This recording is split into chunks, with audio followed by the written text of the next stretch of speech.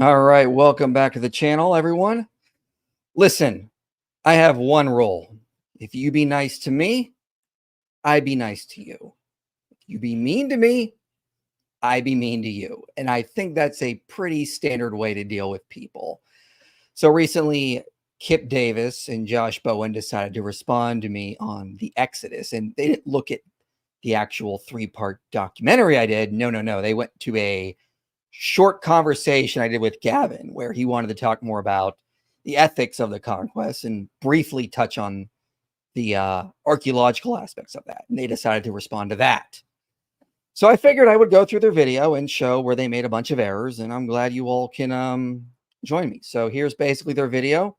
We're going to start going through this, and I hope you enjoy. So this was on Paulogia's channel. And again, they're responding to a conversation I had with Gavin.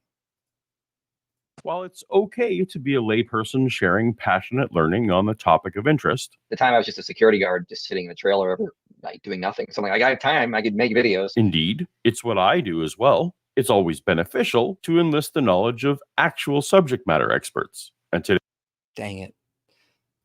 Unfortunately, Paul makes a good point there. I should have got like an actual scholar on here with me, but I couldn't like think of who would be good. If only like a scholar could show up to help me with this. But who could I possibly get to help me respond to Kipp Davis and Josh Bowen? Who? I don't know. Why? Dr. Falk. It's like you were hanging around in the backstage this whole time. Like we had amazing. What a coincidence. It's like we planned weeks ago because Kipp can't keep his mouth shut. He never was able to keep his mouth shut. No, he wasn't. So, yeah. Surprise. Hello. Surprise. So, for those who don't know, I just updated the video description. Dr. Falk's channel is linked below. He has a YouTube channel and here where he does a lot of stuff on ancient Egypt and the Bible, which is the name of the channel. And he's also an Egyptologist. So welcome back to the channel, Dr. Falk. Thank you very much. So glad to be here. I wouldn't miss this for the world. I know you wouldn't, and that's why I had to bring you on. So just to give everyone some backstory here, just a disclaimer up front. Typically, when I deal with videos like this, I will employ something called the principle of charity, where I'm charitable with them. Hey, they may have misspoke, they may have said something here. We're not using that tonight. As I said in the beginning, if you're not going to be nice to me, I'm not going to be nice to you. So tonight, we are using Kipp Davis rules. So we're going to fixate on errors. We're going to bring them up, highlight them, and question their motives and their ability to do proper research, because these are the Kipp Davis rules. And it's time to use Davis oh rules. Boy, is there reason to question. Wow. What was your overall take of their response here? Grotesque incompetence. Grotesque incompetence. It was like whiplash of problems. Like, okay, that's philosophically a bad argument. Oh, that's just a flat out error there. Just whiplash. I mean, between the logical fallacy, the misrepresentation of scholarship, the just the getting basic concepts of archaeology wrong. The basics. Yeah. It was bad. It was really, really bad. To give you guys some backstory, I also linked a video below where I was on Rob Rowe's channel a few years ago when Kipp and Josh decided to respond to me. And Rob and I tore that apart, showed how they misrepresented me. And then after, Derek of Myth Vision reached out to mediate. And he's like, we should try to communicate more. We should try to be nicer to each other. And I said, Dr. Falk, I said, you know what, Derek? You're right. I will try to communicate with Josh and Kipp more. I will try to be more respectful. And I did that. Even this past year, I would message them going, hey, I think you made an error here when you mentioned that the descent of Ishtar. I think we need to talk about that. I didn't realize, Dr. Falk, that was supposed to be a one-way street deal. I was going to go to them if I saw an issue. But if they saw something they thought I did wrong, they were just going to make a video publicly lambasting me, belittling me, attacking my character. So that bridge is now officially burned. Fool me once, shame on you. Fool me twice, shame on me. When Bowen did his he did a interview on Myth Vision, I guess now 3 years ago, where he was talking about how people of faith should not be in the academic discourse because they have this bias. And I did a response to him, and I said, hey, you know what? Yeah, we're not any more biased than somebody who has an anti-religious bias. Mm-hmm. And instead of trying to talk to me about this, they went on the attack. They went on the, well, let's slander him campaign. And it's like, even when he started talking about the Exodus, okay, I said, hey, Bowen, you and me, one-on-one, let's talk about the Exodus. Mm. We can have a debate. And it's like, oh, no, can't do that. It has to be 2-on-1. Oh. 2-on-1? How does that Well, work? the good news is now it's 2-on-2 right now. So now it's, you and I can handle this. So yeah. So okay. So with the so again, as I said, that bridge between them is now burned. They didn't want to reach out to me, get clarification on things. They immediately thought they got something on me, and they just went public. So we're not going. So again, we'll be using Kipp Davis rules tonight. I think that's only fair. I think it's fair. And he says I should excuse myself from participating in this because I've made so many errors. Well, let's quote that exactly, because that's delicious. And to be fair, Kipp did acknowledge that he made an error with the Amarna Letters under Apology's video, which we'll get to that. And the problem is in his attempt to fix his obvious errors, he made even more errors in that comment, which we will get to. So, and that's just the tip of the iceberg, ladies and gentlemen. So Kipp said, a lot of issues here. When you are when you are consistently getting the scholarship wrong, this should disqualify your participation from the discussion. End quote. Yeah. Will he live by his words?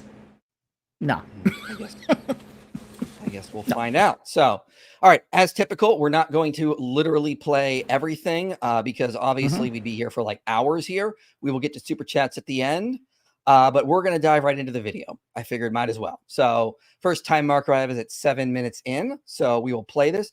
Dr. Falk, you let me know if you want to stop at any point, and I will let's dive right in. Thing I can ask you is give a summary of the scholarship on this in terms of, did the conquest of Canaan actually happen? What is the overall state of scholarship on a question like that? Well, it seems to be shifting more in the direction of historicity. It definitely seems to be moving away from the old Deaver or Finkelstein idea that this was all mythology written later. Now, that still seems to be the consensus, especially among critical scholars for sure. But the evidence overwhelmingly supports an historical conquest. A lot of what you're going to hear is that, well, there was no evidence of widespread mass destruction throughout Canaan. I'm actually not sure what he means by this. Like, on the one hand, he says that it is shifting more in the direction of historicity. On the other hand, that still seems to be the consensus. Who are the scholars in this small minority that are shifting toward historicity, whatever that means? Perhaps it would be useful to quote. Well, Dr. Falk, you've talked about that over the past couple of years. What do you have to say on that comment? Well, I mean, you do have conservative scholars that have sort of pushed back against this. You also have maximalist scholars, and they're not the same necessarily as conservatives. There are people who are coming into the field now that are more maximalist in sort of terms of what are the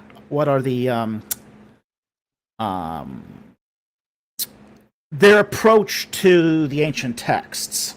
Okay, you also have a cadre of Egyptologists, and Moore talks about this in her book, where you've got this group of Egyptologists that are looking at the data from a different vantage point, from a different theoretical framework, and basically saying, yeah, there might be something to this whole Exodus and Conquest thing. Yeah. And when I said on Gavin's channel, I said conservative, I was thinking maximalist, but I didn't think I had time to explain that because Gavin wanted to briefly talk about the archaeology before moving on to ethical issues. So I just figured, well, for a layman audience, conservative, more people would understand that versus liberal. Christopher Ralston is a maximalist, but he's not a conservative. Fair. Yeah. Fair point. Yeah. And yet All right, he let's move on. believes in a Conquest and an Exodus. Yeah. And there's also variation. You have like the Levite hypothesis. You have Yeah. variation. Yeah, on that in Freeman's, yeah. timing. Yeah, you have Yeah. Rensburg's theory with 1100s, I believe. So, I mean, there's variation. So, Yeah, there's variations. Quote a recent academic publication on the history of ancient Israel to see what the field currently does say about this topic. This is Christian Frevel in the History of Ancient Israel 2023. In any discussion of the conquest of the land, it is essential to understand the conceptual contrast between an Israel that entered the country as an ethnic entity from outside and an Israel that only gradually formed within the country and emerged therefrom as a new ethnic entity. Recent research has shown that Israel is no different from its neighbors in this respect. With the exception of the Philistines, all the subsequent peoples of Palestine, for example, Moabites and Ammonites, as well as Judeans and Israelites, are predominantly indigenous. Any migration of larger parts of the population as a background for the emergence of Israel must be ruled out. He closed. all right, let's pause it right there. There's this. I mean, I just saw this. Just noted this right now. You know, I mean, Frevel does take an extreme minimalist approach. On page 7, Frevel says, quote, Israel was never a real historical entity, end quote. I don't think, say, the mushy middle of scholarship would even take that anymore. I think that's an extreme view by any stretch of the imagination. But one of the things I just noticed in the comment here was that when they talk about the peoples of the Levant, they're talking about Ammonites, Moabites, Canaanites. They're not talking about the Amorites. The Amorites are completely missing from that quote, and yet they are the dominant faction in Israel at the time of the conquest. You know, the Canaanites aren't the dominant people politically in Israel at the time of the conquest. It's the Amorites. The Amorites conquer Canaan 100 years before the conquest and basically set up this large kingdom. I mean, in fact, if you read the Amarna Letters talk about how the Amorites are conquering city after city after city. Yeah. And this includes basically a span of territory from Byblos all the way across to the Heshbon and down into the Judean foothills. Yeah, very interesting there. All right, let's get to the next quote here. It's 2019 monograph on the archaeological analysis of the Levant during the Bronze Age. The late second millennium conquest of Canaan by Joshua was also considered by Yagel-Yaden, he was the excavator at Hatzor, and others as historically accurate and archaeologically verifiable. In recent decades, however, a critical shift in biblical historical studies combined with new interpretations of ancient settlement patterns based on extensive surveys conducted largely in the occupied West Bank have led many scholars to relegate both the patriarchal narrative and the Israelite conquest to the status of historical fable. The frontier between conservative and deconstructionist archaeologist historians, that is, between those who uphold the historical authenticity of traditions related to the Israelite ethnogenesis and state formation, and those who reject it, has shifted, for the most part, to the first millennium, leaving the second millennium outside of the mainstream of the debate and in a state of relative intellectual quiescence. All right, so you wanted me to talk about this quote. We had talked about this beforehand. What did you want to say on this while I get a slide up here? Well, that they leave out a certain sentence on here that I think changes the entire complexion of what Greenberg is saying here. And you've got the quote up here, which is, nevertheless, a strong tradition of data accumulation and description continues to contribute incrementally to the archaeological reservoir, while interpretive approaches remain underdetermined. Okay. There we go. That's a critical word in this. Okay? Yeah. It explains why the debate has gone into quiescence. what is underdetermined. It means when you don't have enough data to decide one way or the other. It's not that there's no evidence and that there's negative evidence. It's that there's not enough evidence to decide one way or the other. And that's why the debate has gone into quiescence, not because the evidence is so overwhelmingly against it. And remember, that's their scholar they're quoting. They seem to be taking him a little bit out of context. And it's not one we've quoted, but that's what their scholar. Yes. Yeah. So got a little bit of a, appears to be a quote mine there. Don't think that's really just a little fair representation. Yeah, just a little bit. So yeah, not off to a good start there. And by the way, ladies and gentlemen, we have not even gotten to the big errors. Wait until we get some lessons on casemate walls, for example. Ooh. And Kenneth Kitchen, Old Testament scholar, says, duh, because that's not what Joshua says. It says 3 sites were burned, Jericho, Ai, and Hazor. The rest were supposed to be used by the Israelites. They're supposed to just sort of come in, kick out the evil inhabitants, and take over. So we shouldn't expect to see a major difference. Well, this depends very much on how Michael, and by extension, Canaan, are defining mass destruction. Because as I read the text, this is just wrong. Yes, Jericho, Ai, and Hazor are the only cities mentioned in the text specifically as having been burned. That's in Joshua 6:24, 8:28, 11, 11, and 13. There were actually either 7 or 8 cities in which the Israelites were commanded to destroy everything. That is, they were to kill everything and everyone alive, indiscriminate killing, and render everything else of value either useless or unto Yahweh's sanctuary. This is what... Okay. Dr. Falk, I got a question for you. Sure. How many Egyptian battles were fought in Canaan? Oh boy. Too many. Do we have any evidence of the bodies that would be from those Egyptian battles that were 3,500 years ago? No, we don't have any evidence of the bodies.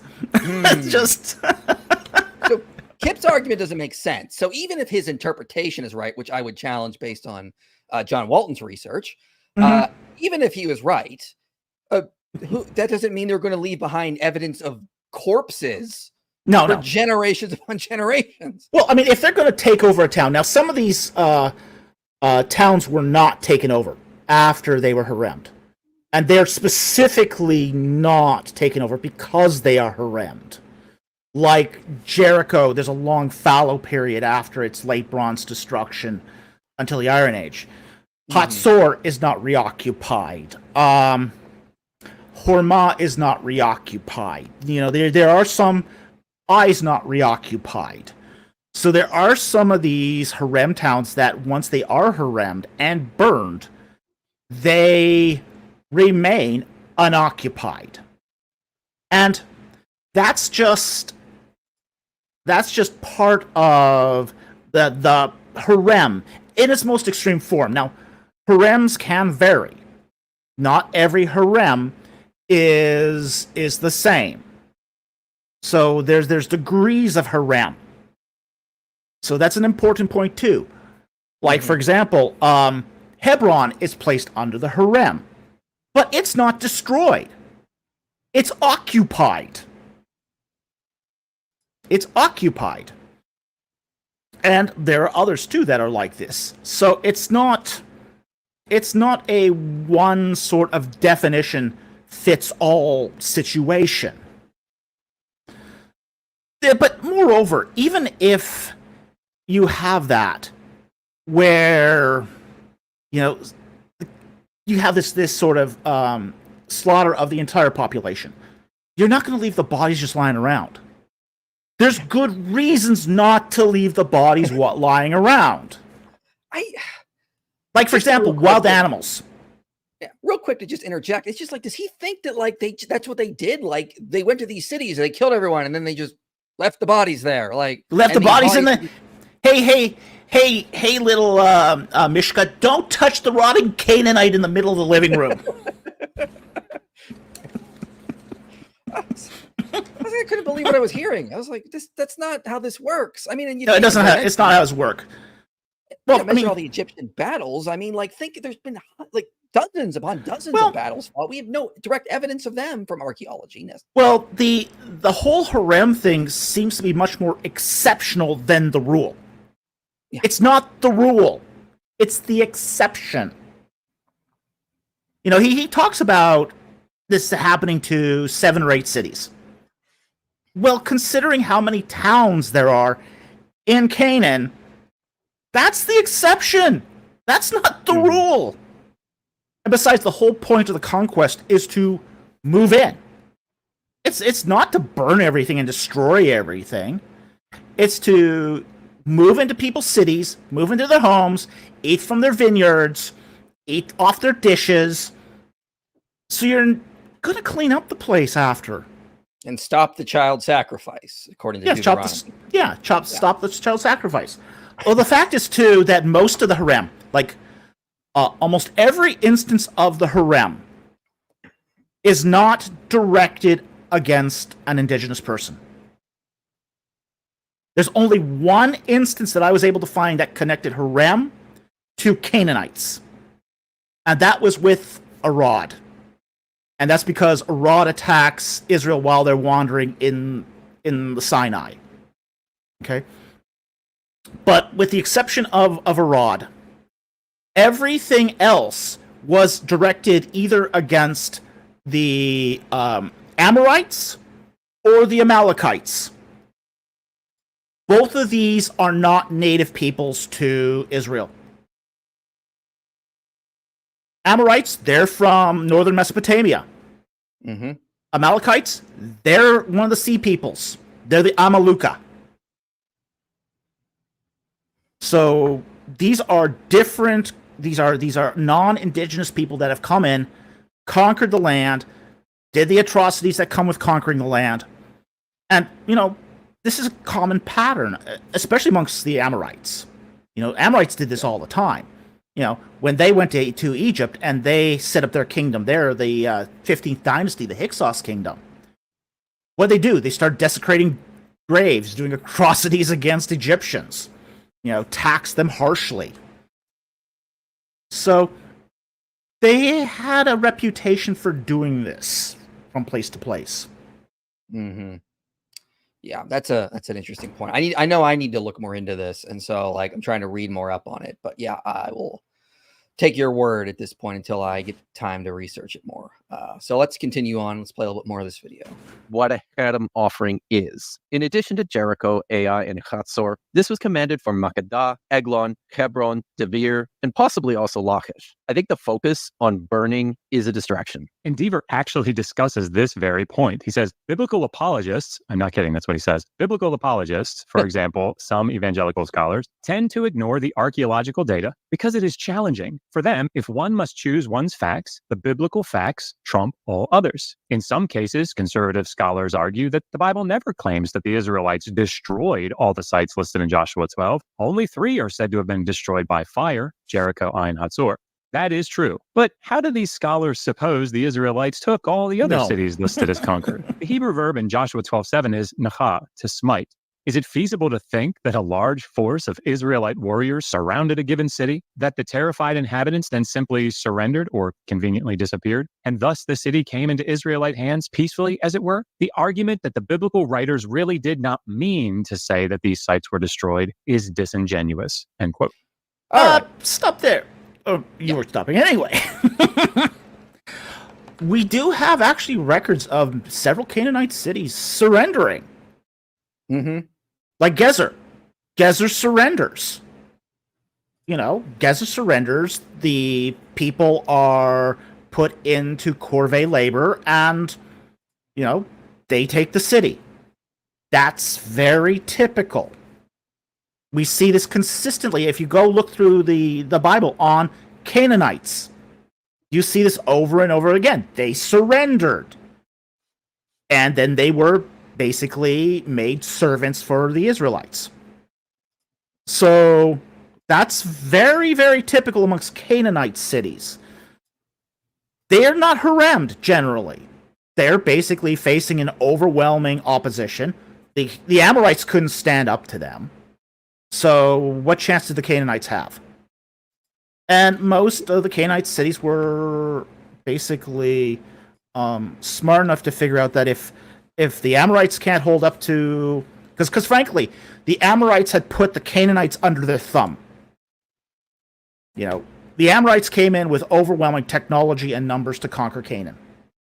So the Canaanites were, except on, say, the Shephelah and the coast, and on, say, the Jordan side of the Jordan River, the Canaanites were more or less vassals or servants of the Amorites.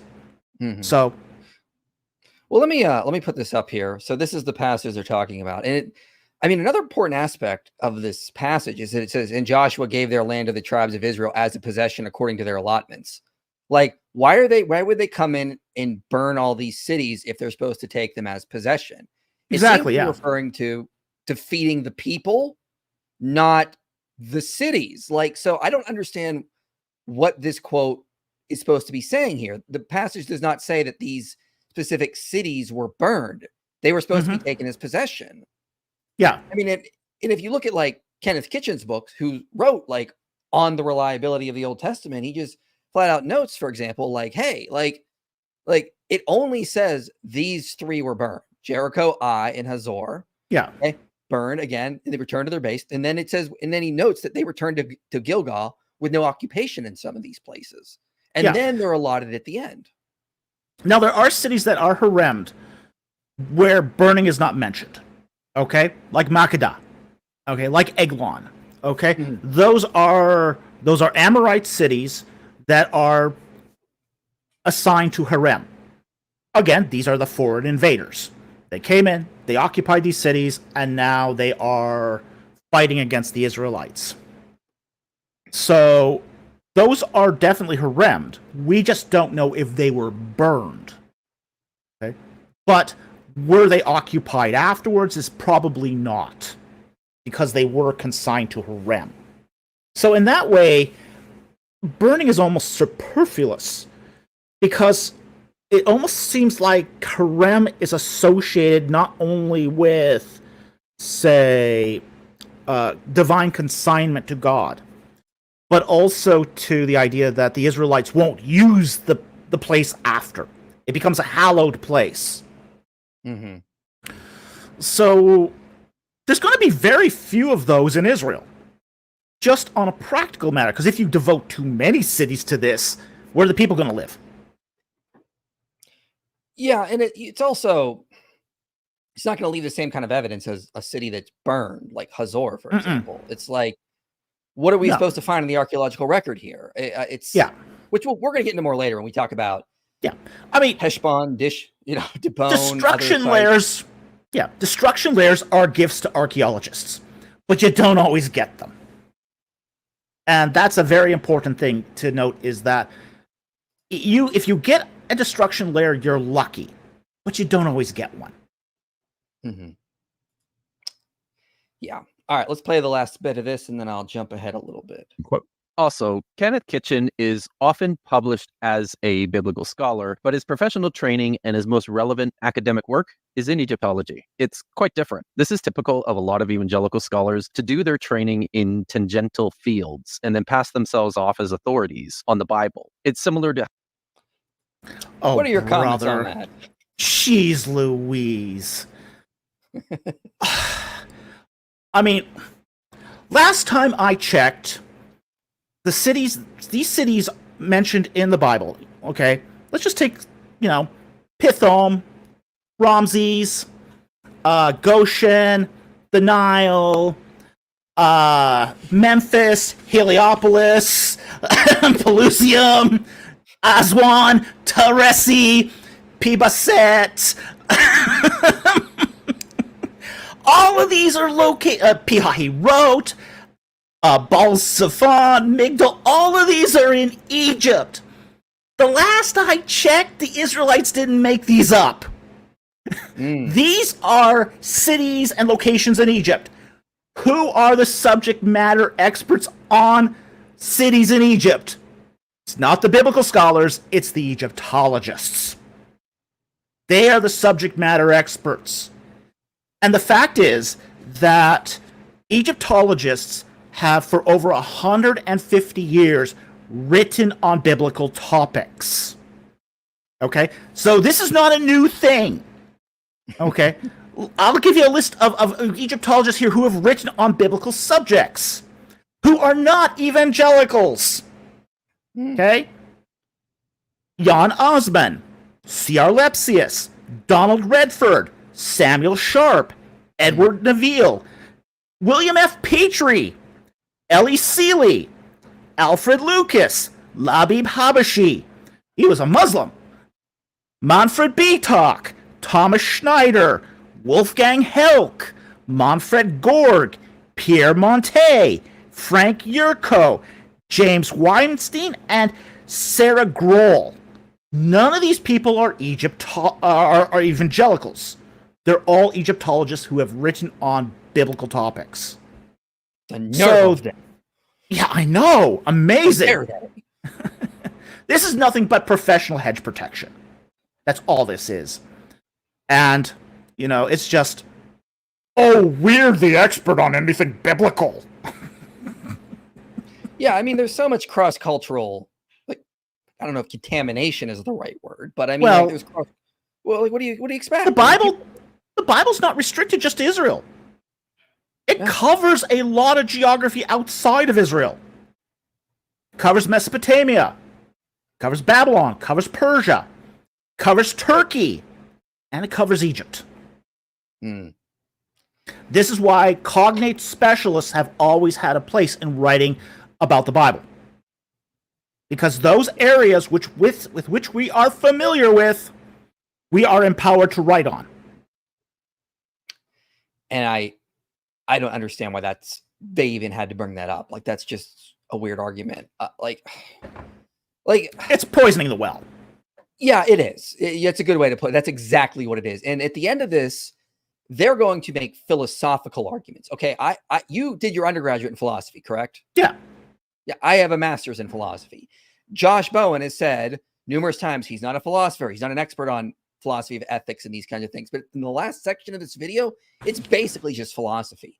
So if they really were doing this gatekeeping kind of thing, they should be applying that standard to them. Again, it's not our standard. It's their standard. I don't agree with that at all. No, I don't either. I think that the solution to bad speech is more speech. Let everyone talk about the Bible. Let the best ideas rise to the top. I believe that's how a pluralism works. I completely, wholeheartedly agree. All right, here's the next section here. I skipped over the Lydia Magru stuff because it's just more poisoning the well nonsense. Kernel of an historical event standing behind the Exodus think it would have taken place in the 13th century. We should point out that not too long ago, Michael absolutely knew that the Exodus dated to the 15th century. That is, until a colleague spoke to him about the topic. Which is the two-cock-you fallacy. Now, Michael had ostensibly done a great deal of research on the issue up to that point, certainly according to his own lights, and had produced videos defending that early position. Now he absolutely knows that it dates to the 13th century. I think the point here is that when you're not a subject matter expert in a particular topic, you got to be very careful in, 1, choosing on whom you rely for your information, and 2, making definitive claims about the data, especially when the conclusions you draw go against the consensus of subject matter experts. Now, okay, let me just say flat out, this is poisoning the well yet again. First of all, I never said I'm absolutely sure of those things. I've always said I would be willing to change my mind if the data leads me there. And I'd say this is I use phrases like this is the most likely conclusion. This is the most probable explanation. I never said I'm absolutely sure. And I think that's reasonable. What are you talking about, Josh? Yeah. And so first of all, with the old version, first of all, I was relying a lot on people I was told were experts. Then I found out they really weren't. So I immediately changed my view when I realized, when I was shown directly by Dr. Falk in Manfred Beetek's reports, where they were getting things wrong. The other thing is that this is just creating more tribalism, Josh. You're basically poisoning the well over people changing their views. Anytime someone changes their view, I applaud them, especially if they're changing it away from something fringe and crazy. I applaud them because we want to see more of that. We don't want people to be scolded or their motives need to be questioned or their character needs to be questioned because they change their views on things. That's going to cause people on both sides to dig their heels in because they don't want to be dragged through the mud like what you're trying to do here. Is that what you want? Well, this is something that occurs a lot in the academy too. Okay? Yeah. So, you do see this a lot in sort of academic discourse where you get this, how dare you change your mind? How dare you follow the evidence? Because now we can't hold you to it. And a lot of academics will gripe over other academics that will update their views. This is something that you do see. But it's also the intellectually honest approach. Intellectually honest people look at the data, if it's new data, and say, hey, okay, this is new. I hadn't considered this before. I need to update my views. Yeah. That's just being intellectually honest. But it does rub academics the wrong way, because then you can't go back 50 years and say, look, see, 50 years ago he said this. Yeah, and it's just like, this will just create tribalism and stubbornness, because if you're going to get dragged through the mud for changing your view, people aren't going to want to change their views. And a lot of academics don't because of it. Yeah. Yeah, it's rather unfortunate, and we need to fight that, not encourage that. So yeah. All right, let's keep going here. I got a little bit more of this section laid out. So I think we're going to get more into some of their arguments. To that end, let me quote from Nava Panitz Cohen, an archaeologist who specializes in the material culture of the Late Bronze Age. Quote, the end of the Amarna interlude was followed by a much tightened control of Canaan by the rulers of the 19th dynasty, covering all of the 13th century BCE. This phase, Late Bronze 2b, began with the military campaigns of Seti I in 1295 and was dominated by the long-lived Ramesses II from 1279 to 1212. She writes more specifically, quote, the reign of the 19th dynasty marked an unprecedented intensification of Egyptian presence in Canaan, well attested in Egyptian sources by a step-up in punitive military campaigns, and in the archaeological record by the governor's residencies and garrison stations established at strategic locations. This... All right. Okay. What do you want to say? They just lectured us on consulting subject matter experts for the sources. Okay? Cohen is a Syro-Palestinian archaeologist. She's not an Egyptologist. Mm-hmm.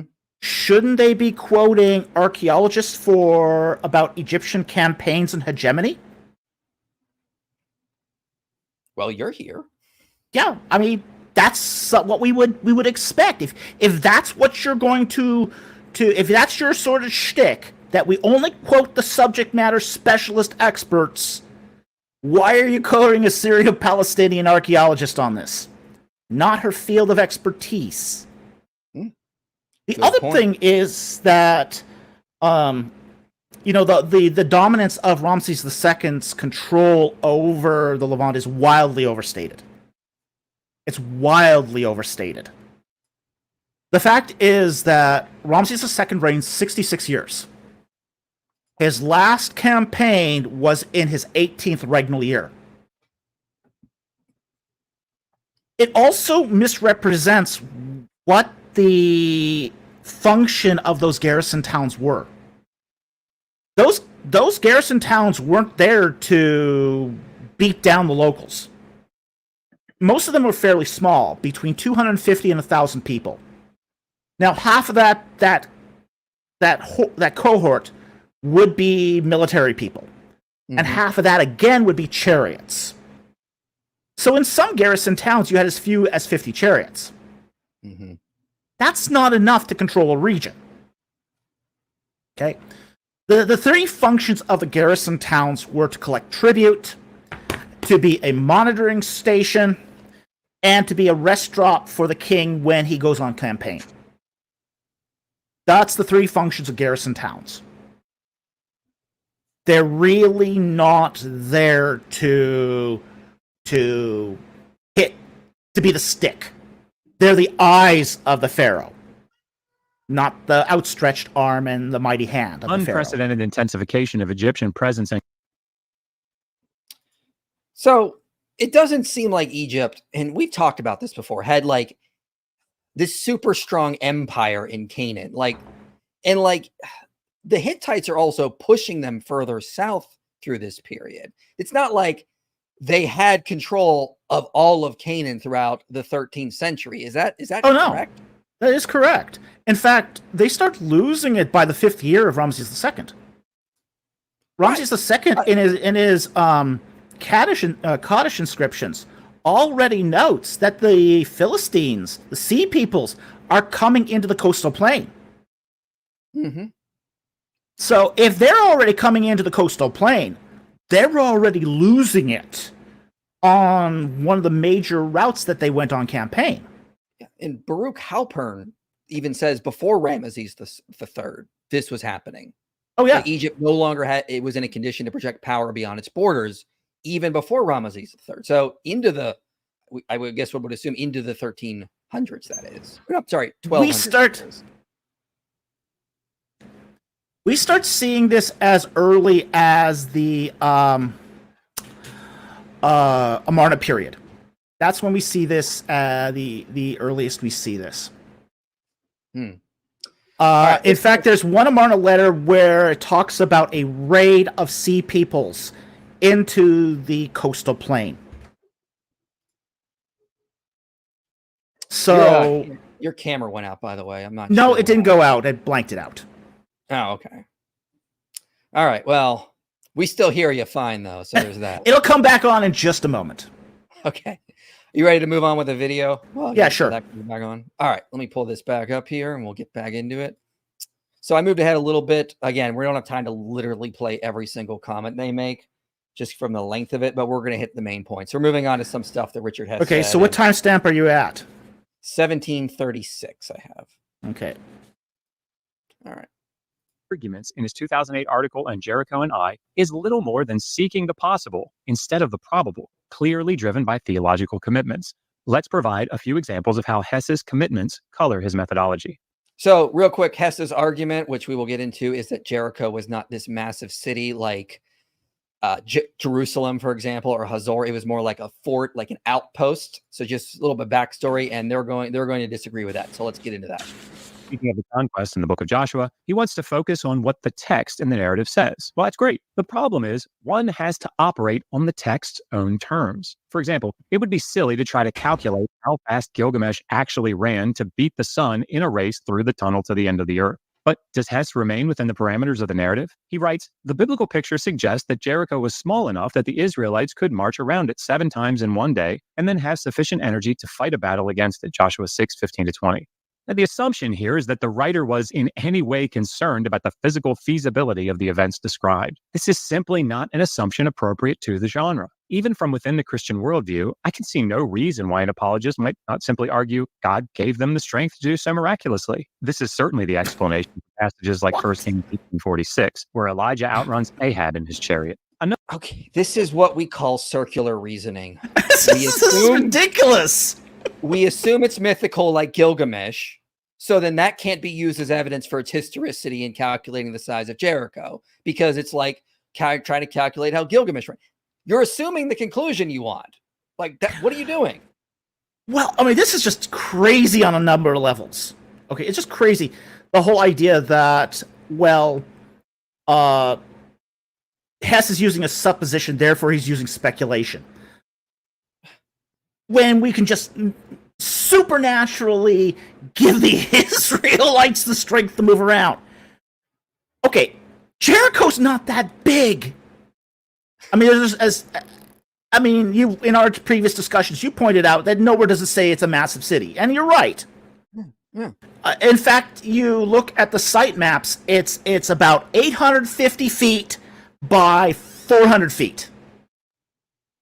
Okay. That's about 8 football fields in area. Walking around it 7 times is 3.5 miles. Even somebody who is not exactly fully mobile like I am can do that. Okay. Yeah. 3.5 miles is not a huge distance. It's just a weird criticism. Well, it's like, so Hess is trying to say, all right, let's look and see what the text says. All right, Tyre army can march around this 7 times. Must have been small. And their response is, come on, that's like trying to figure out how Gilgamesh could run. Well, yeah, Gilgamesh is fiction. Are you assuming this is fiction? Oh, yeah. To like debunk Hess? That's circular reasoning. You can't do that. Then they said, well, you could just insert a miracle in the text. And I will remind people, like I had Than from Exploring Reality on my channel recently, and this was a point that came up again. We push back on fundamentalists when they do this and say, stop inserting miracles in the text when it doesn't say miracles in the text. We're trying to go on what it actually says, not on what we want it to say. Yeah. Are you trying to say that we should be doing that? This is a weird argument. It's circular. It's a totally weird argument. With Elijah, there's a miracle already in the text. Like it says, like the Spirit of the Lord was upon him, so he ran faster. So that's a miracle. Fair enough. It's eisegesis. That's not here. Right. It's eisegesis. They are inserting a certain idea that a caricature. They're inserting a caricature into the text and then arguing against the caricature. Yeah. And I'll remind but the problem is the one problem I do have is with, say, churchianity is it does feed on caricatures. Yeah, it does. Fair enough. Sure does. And I'll remind everyone, we still haven't got evidence yet that Hess isn't reading the text of Joshua correct. You'll see throughout this stream, they don't actually give evidence that that the book of Joshua says Jericho is a massive city. They just assume the book of Joshua says that. Yeah. Therefore, Hess is wrong. So again, more just assuming the conclusion. So another example of Hess leaving the narrative is in his analysis of the size of Jericho. He says the actual site of Tel es-Sultan was not a vast city, but a small settlement. Here, his assumption is that the story is actually describing the late Bronze Age city of Jericho. But this is precisely the point under contention. One cannot assert that the Hebrew word Ir, described as having massive walls, was not such a city, since we know that it wasn't archaeologically. I mean, that's the whole point. Right? Hess appears also to miss one of the fundamental points of the narrative in its presentation of the figure Rahab the prostitute. Singled out as the only righteous, faithful person in all of the city, she is sharply contrasted with the unfaithful and disobedient Achan, who is part of the chosen people. Hess argues that it is significant that only Rahab and her family are mentioned as non-combatants in the story. Again, this is to assume that 1, the point of the author is to write an historical account of an event, and 2, that the narrative framework would likely present other non-combatants. Of course. Okay, let's stop there for a second there. Okay, but you could just turn this argument on them. They're assuming it's fiction. They're assuming the intent of the author is not to report the history as it came down. They're also assuming that Ir means a city with massive walls. Right. And Hess points out it doesn't in the Bible. Well, you can just look this up in Halot. An Ir is any city or town without, quote, a permanent settlement without any reference to size. Mm-hmm. So it could be a metropolis. It could be a hamlet. Ir is not specific. Now, Jericho had walls, but not every Ir has a wall. And we are not always told what are those walls. So it's reading assumptions into the text. Which is odd, because that's what they're accusing Hess of doing. And Hess is just saying, look, let's look at the biblical word Ir. Doesn't always mean a massive city. You can't assume Jericho is therefore a massive city. The very thing they're doing. And they still have not given evidence that Joshua says that Jericho is a massive Ir. They don't do that. They just assume the conclusion they want because they're so busy being on the attack, they forgot to do defense. Mm-hmm. All right. They didn't do the basics. They didn't do the basics, which is fact check. That will come out more in this stream as we get to the real errors. We're not even to them yet. That will become blatantly obvious. This is to say nothing about the actual statement in Joshua 2:9-11, where Rahab straight up tells us that all the inhabitants of the land were absolutely terrified. Keyword land, not city. Of the invading Israelites, or the Cherem offering to Yahweh, in which all men, women, and children in the city would be slaughtered. We have heard and our hearts melt. Breath does not rise up in a single man because of you. The bottom line is that Hess's article consistently engages in speculation and presents a what-if series of arguments. What if city is only supposed to mean fort? What if there were no other civilians living in Jericho? What if Jericho was there at the time to guard the passes and collect taxes? What if? Unfortunately, this is... So, no, that is not at all what Hess is doing. He's saying, look, here's what Joshua actually says. It doesn't say massive city. It says ear. Okay. It doesn't mention bunch of non-combatants running around. Okay. It talks about it as being kind of a small settlement. Therefore, we can conclude the text is making this plausible explanation. Yeah. They have not given, notice in all of this, and I will hit this again, they still have not given any evidence Jericho in Joshua is described as a massive city. They don't describe it. Look, they don't give any evidence that Jericho is a massive city. They don't give any evidence biblically or archaeologically. No. Either one. You know, okay, we could probably go with one or the other. But Jericho, the archaeological site of Jericho, isn't a massive city. And the Bible doesn't describe it as a massive city. So where are they getting this from?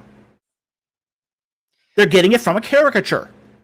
Mm-hmm. I also found it very disingenuous that they quote mined Hess's presentation where he does basically a suppositional presentation.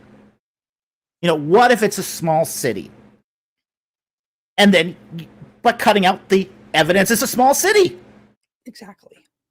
There's a difference between a suppositional presentation and empty speculation. Basic philosophy. It's basic philosophy.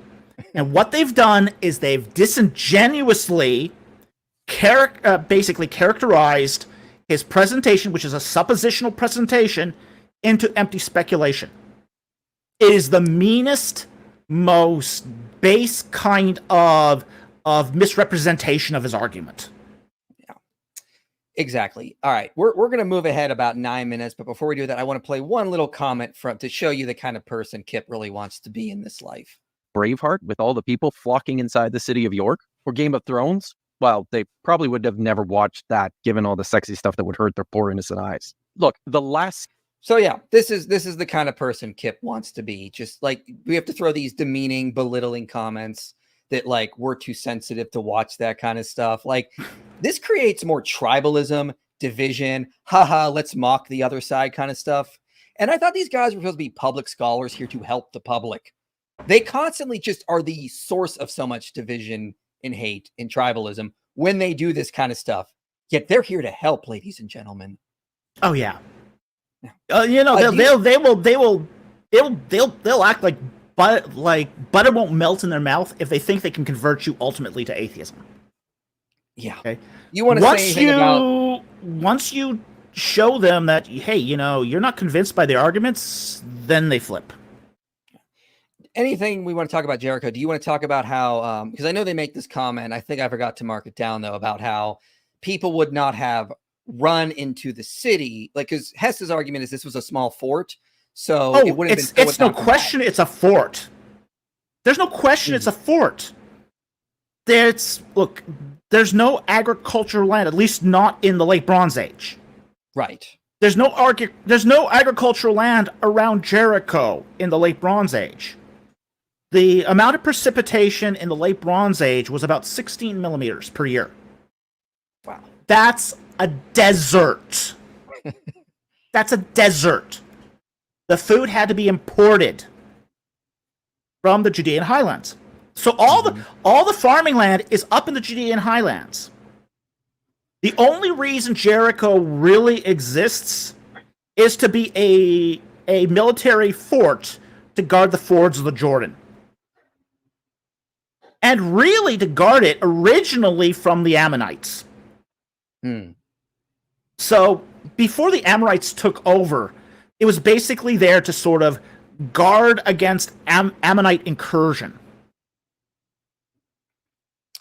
Yeah. So there's not going to be a lot of, the point is what Hess was making is there's not going to be a lot of civilians that are going to run into this fort here. No, you have civilians where you have agriculture. Right. Now, there will be some civilians in the city to meet other sort of vital services, like taverns, like some small industry, weapons manufacture, that sort of thing. So you get these, basically to shoe horses, that sort of thing. You will get that in these towns, okay, these fort towns, but they're part of the military complex. Okay, they're part of the military complex. They're not just civilians. There's civilians there in support of the military. This is no different than, say, women who are working in a munitions factory. Okay, that's what's going on there. These are people there in support of the military complex. The real civilians, the normal civilians, the agricultural workers, they're up in the Judean highlands. They're up in the Judean foothills. Because that's where the fertile soil is. That's where the rain is. Well, yeah. So, and that's this is why Hess can argue it's a military fort. It's not this massive city, which again, we still haven't got any evidence Joshua describes it that way. Yeah, but they've already moved on. So, anything you want to do in the middle there, or do you want to move on to the no? Let's move on. Population. Yeah, again, I think trying we to hit the main that. points, ladies and gentlemen. I think we covered it, and let's move on to the population of the Exodus here. His way through the report from Exodus 12:37, one can only conclude that the 600,000 has been misunderstood by translators and commentators until more recent times, when other historical records and archaeological data offer a clearer picture about the sizes of armies and the realities of populations in Egypt and the Levant during the second millennium BC. So real quick, Hoffmeyer is basically pointing out when the book of Exodus says there were 600,000, it's misunderstood. It was not that many people or that many men, that is. So let's hear what they have to say. Can only conclude. So it can't mean 600,000 because that wouldn't work. Translators and commentators, they must have just misunderstood the Hebrew here for the last 2.5 millennia. Yeah, that's it. So, what about this number? Well, Exodus 12:37 isn't the only place where we get a description of the size of the Israelite population leaving Egypt and wandering in the wilderness. Leaving aside statements like Exodus 1:7, which reads, "Then the sons of Israel were fruitful, so that they increased greatly and multiplied, so that they became very, very numerous, so that the land was filled with them." Leaving that aside, in Exodus 20:12-16 and 38:25-26, we find out that there were 603,550 men who were 20 years old and up. When we compare this number to a census that is found in Numbers 1 and 2, we see that it matches the total amount counted there, 603,550. These are broken out by tribe in the text. For example, Reuben had 46,500, Simeon 59,300, Gad 45,650, etc. And that's not all. In Numbers 26:51, a second census was taken at the end of the wilderness wanderings. Quote, "These are the ones who were numbered of the children of Israel, 601,730. When you compare the numbers in the individual tribes, you see that some tribes increased in number while some decreased, what you might expect over nearly 40 years. In the end, however, the number 601,730 is not the same as 603,550, but remains close to the Exodus 12:37 figure of approximately 600,000. And both. All right, let's stop it there because he just sort of goes on the same point for a little while there. You did some interesting research on this. I'd like to hear what you have to say on this. Okay, now they characterize this as a recent evangelical idea by Hoffmeyer.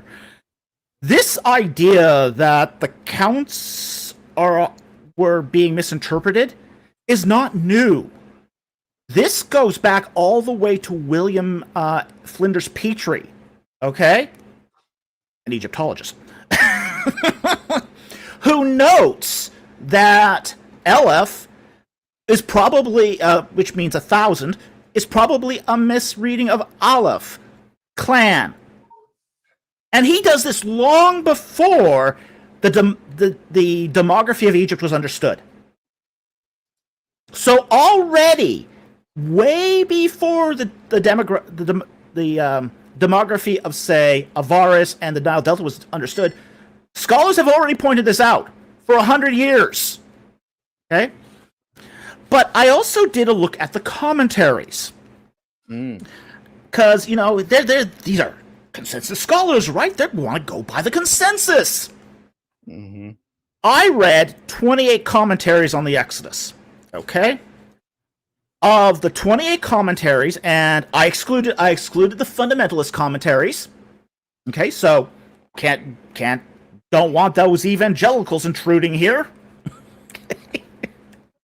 18 of those commentaries, that's 64%, said a non-literal interpretation is the preferred interpretation. 8%, or 8 of the commentaries, 29%. Sorry? Oh, no, you're good. Yeah. Go ahead.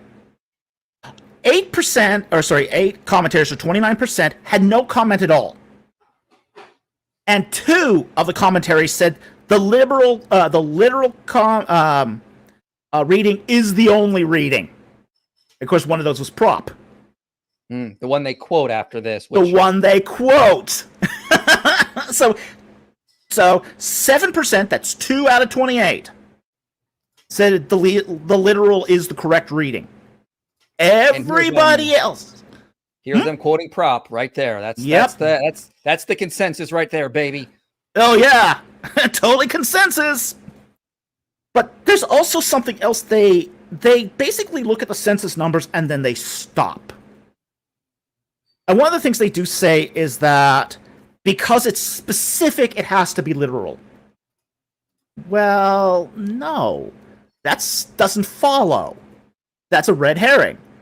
Just because something is specific doesn't mean it's literal. That's woolly thinking. But if you just go just a little farther on that reading of the censuses in Numbers, like to chapter 3, verse 43, it talks about the firstborn. And this is really interesting because 343 of Numbers says 22,273 males that were older than 1 month were the firstborn of the Israelites. Okay, now think about this. You've got 603,550 people, but only 22,000 firstborns? Okay, because here's the implication of all this. If you have 22,000 firstborns, you have 22,000 fathers. If you have 22,000 fathers among the 600,000 men aged 20 and older, that means you have 27 males per household. Which means each couple had to produce 76 children. That'd be a lot. There's no human fertility in history that is that bountiful. But they can just insert a miracle into the text to say. Well, this is a miracle, obviously. that they were just popping out kids, popping out quadruplets, etc. Yeah, and here's my whole take on this, just to add to what you said. I did videos in this completely unrelated to Exodus totals. The first one here, time is different in the Bible. Sacha Stern even helped me with this one, for example. Mm-hmm. Like Mitchell Medine says these are probably idealized because that was a common theme. Like one of the things I've noted in those videos was that if you go through like the ages in Genesis 5, they all end in either 0, 2, 5, 7, or 9, which is extremely unlikely. Now, Lloyd Bailey compared that to the list of kings and Chronicles and Kings, and they all end in every available number of a decimal system. So here's true randomness here, not true randomness here. The problem here is that you have at least 9 different interpretations of the census numbers. The problem is we don't know which one's the correct one. But the fact there are 9 interpretations out there tells us this is not cut or dry. Right. And if you look at so the 40-year, so all of these end in a 0. That's just extremely unlikely. These are literal totals is the point I want to get at. But if you look at Manasseh, okay, you're telling me Manasseh over the course of 40 years, they almost doubled from 32,000 to 52,000. What are these are probably idealized numbers, which fits with the theme throughout the Pentateuch. And there's a whole bunch of research that was done on this. not even in relation to the Exodus totals. I don't hold the idealized number theory, okay? Right. But I do think that, I mean, I hold to the clan clade theory. So you've got the elephs being clans, and then you've got the hundreds being clades. Okay? And I think that's also a pretty good theory. Like, I think there are, as you mentioned, there are many theories. There are many theories to this, and I don't think we should be dogmatic about this. Because... True. Kitty.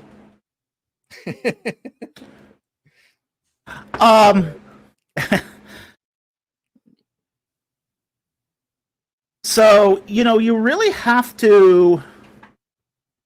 you can't be dogmatic about this because because there are so many possible interpretations here. And we don't know which one's the right one. I mean, it could be a genre interpretation. This was what was proposed by Heiser. That this is just a military genre and inflation of the numbers that we know happens in military genres. Mm-hmm. Do we really think that that Alexander the Great fought 2 million Persians? No. Do we really think that Amenhotep II brought back 102,000 slaves? No. And yeah, just to pretend that the consensus, which I don't think they say the consensus, but they sort of it seems like they imply it. I could be wrong, but they definitely imply it because they do say at one point that you're not aware of the literature here. Yeah, what's in the commentaries. That's okay. Yeah, if anyone's not aware of what's in the commentaries, it's Kipp. It does seem that. So now Josh did say that Israel is still talked about as a massive amount of people in the Bible. Dr. Falk, he's mentioned that. He also you mean the hyperboles? The hyperboles and numbers? Yeah, well, it mentions a massive people, and we've noted that more conservative estimates are 25,000, 100,000 kind of thing. Sure. So Kipp is about to refute Josh for us here because he's about to say exactly what Kipp's about to say exactly what I would say in reply to Josh when I said, hey, the numbers aren't literal, but they can still be a massive amount of people. So I want to thank Kipp for refuting Josh for us here.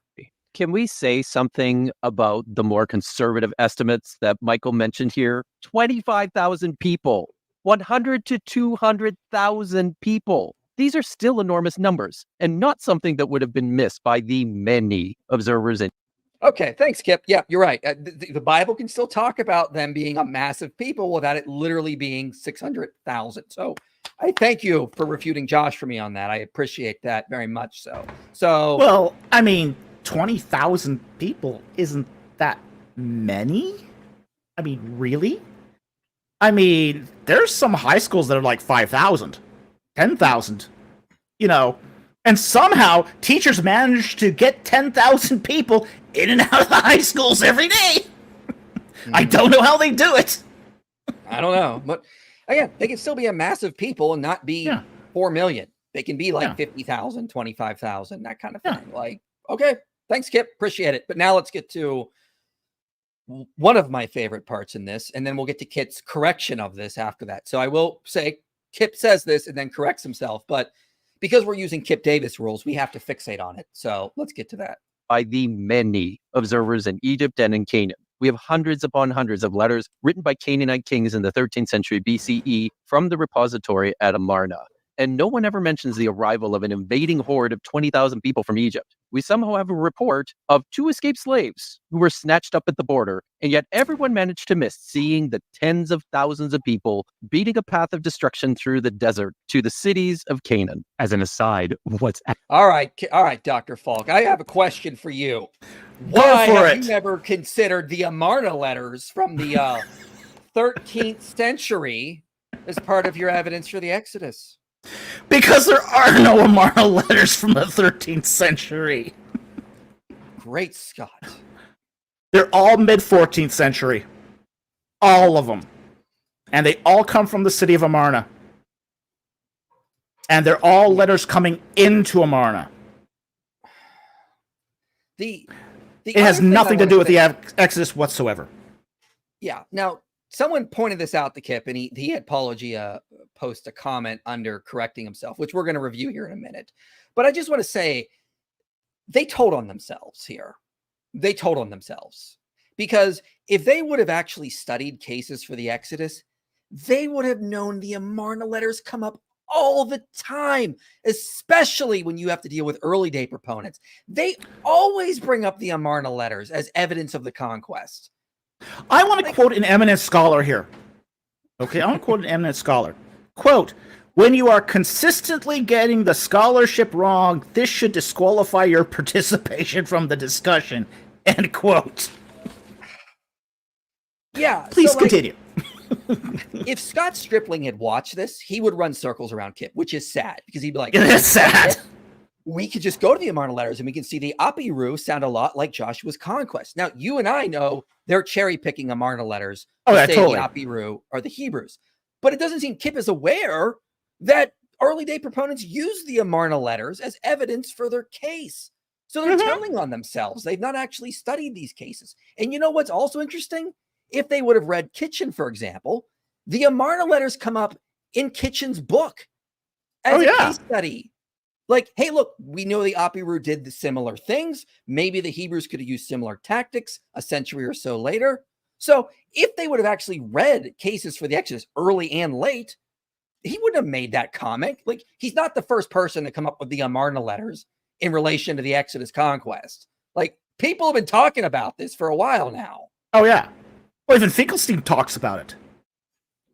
You know, when Finkelstein says, well, there's no proof of a 15th century Exodus because we can look at the Amarna Letters and not see an Israelite conquest there. Mm-hmm. It's Canaanite names, it's Canaanite peoples, it's Amorites.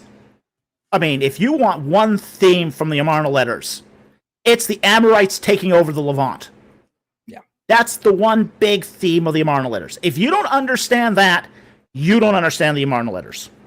And yeah, Kipp did admit this is an error, but I'm like, why didn't like Josh knows in his book that the Amarna Letters date to the 1300s? Why I don't understand. What I don't understand here is how you got two supposed experts and who are trying to stay on the same page here. They're trying to stay on the same page. And it's like, can we cut this video can we stop taping for a moment and have a little powwow here? Because you're making us look like you haven't read a book. Well, you want to talk about that? Let's get to Kipp's correction here. So she said, several viewers have noticed and pointed out that I made a mistake in the video regarding the dating of the Amarna Letters. I mistakenly said the archives was from the 13th century. I meant to say the 1300s, which is rather the 14th century BCE. Well, Kipp, no, that's not just a typo or a misspeak, because we're talking about a 13th century Exodus here, not a 14th century. I don't understand. This could just be that. Yeah, it can't be a typo. Yeah. It's a fundamental misunderstanding of the data and the text. Yeah. So he says it's the basics. It's the freaking basics. So he says this clearly does not work in favor of my point about the absence of the epigraphical evidence for a mass exodus of thousands of people out of Egypt and into Canaan in the 13th century. However, I had also neglected to mention that in the Ugarit archives, we possess high numbers of correspondence between the rulers of this Phoenician city and their Egyptian overlords.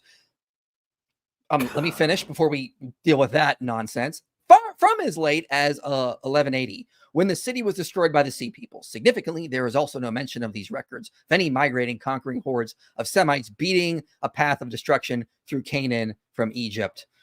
Egyptian overlords, eh? Did you? There's so much wrong with this statement.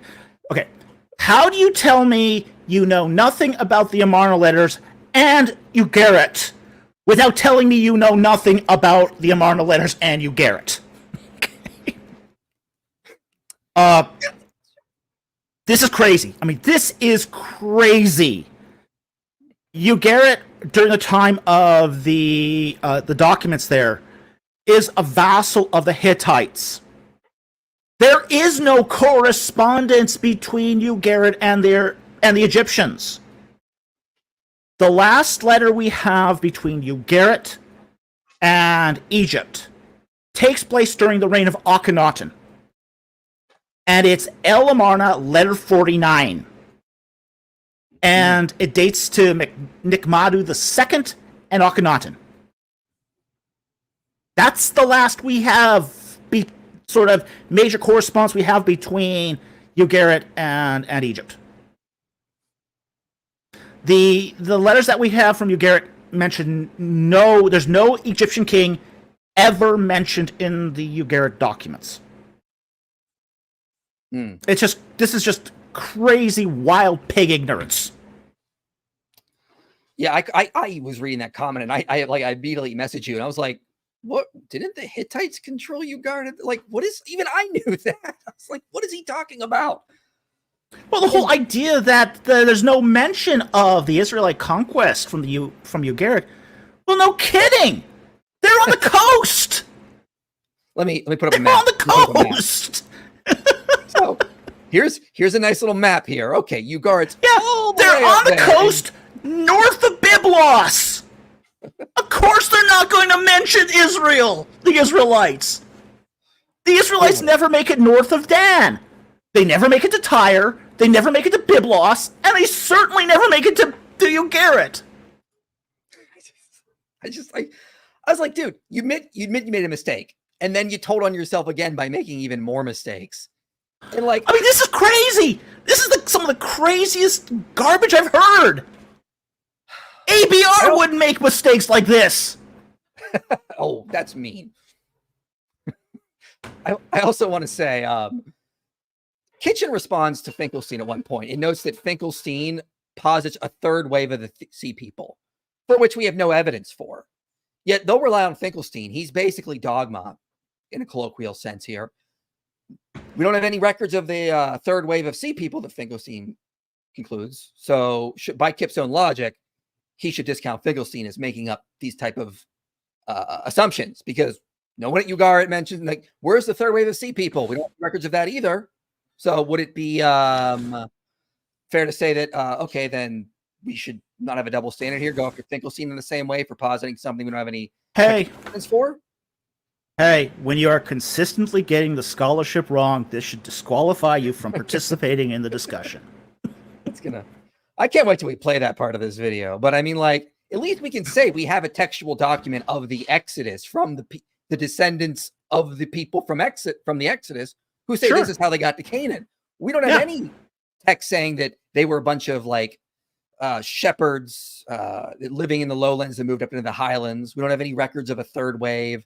Like, so at least we have a record of the Exodus, unlike some other things. And scholars on their side are positing things they don't have textual data for. So odd argument there. So, all right, let me get back to the video here. Is there anything else we wanted to say on that? I don't think so. Oh no, that was priceless. I just couldn't believe it. I was like, dude, don't make this easy for us. That was way too easy. All right, I'm going to move ahead a little bit here. I don't want to, there's so much more to get to. So they were so proud of this. Yeah, we'll get to that. They put a lot of hard work into this, ladies and gentlemen. They're proud of this utter monstrosity. So again, guys, you be nice to me, I be nice to you. You be mean to me, Dr. Falk comes back on my channel. I still win-win. So is in the Ramesside period. I mean, this raises questions about which Egyptologists actually believe in the Exodus and why it is that not all of them do. If there's so much evidence of this happening, Michael, why is it that this is not just the accepted fact among all Egyptologists? Or even most, or many. And what is he? All right, Dr. Falk, why do most Egyptologists not believe in an Exodus? Why do most people walking around on the street not believe in an Exodus? Because they don't know, they don't care. There's a lot of it.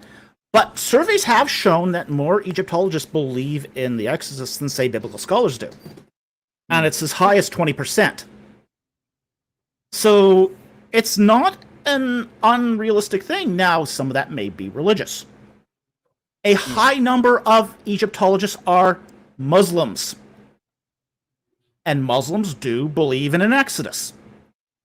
Okay, so there are a lot of, I mean, not every Egyptologist is a white North American. Most of them are basically from the Arabic-speaking world. And one thing I would say on this is Egyptian history is long. I mean, if you got Egyptologists working in like Old Kingdom, they may not have had time to look at the evidence. It's like they're not even focused on it. Well, in recent times too, a lot of Egyptologists just don't care about the Bible. Right. It's like this.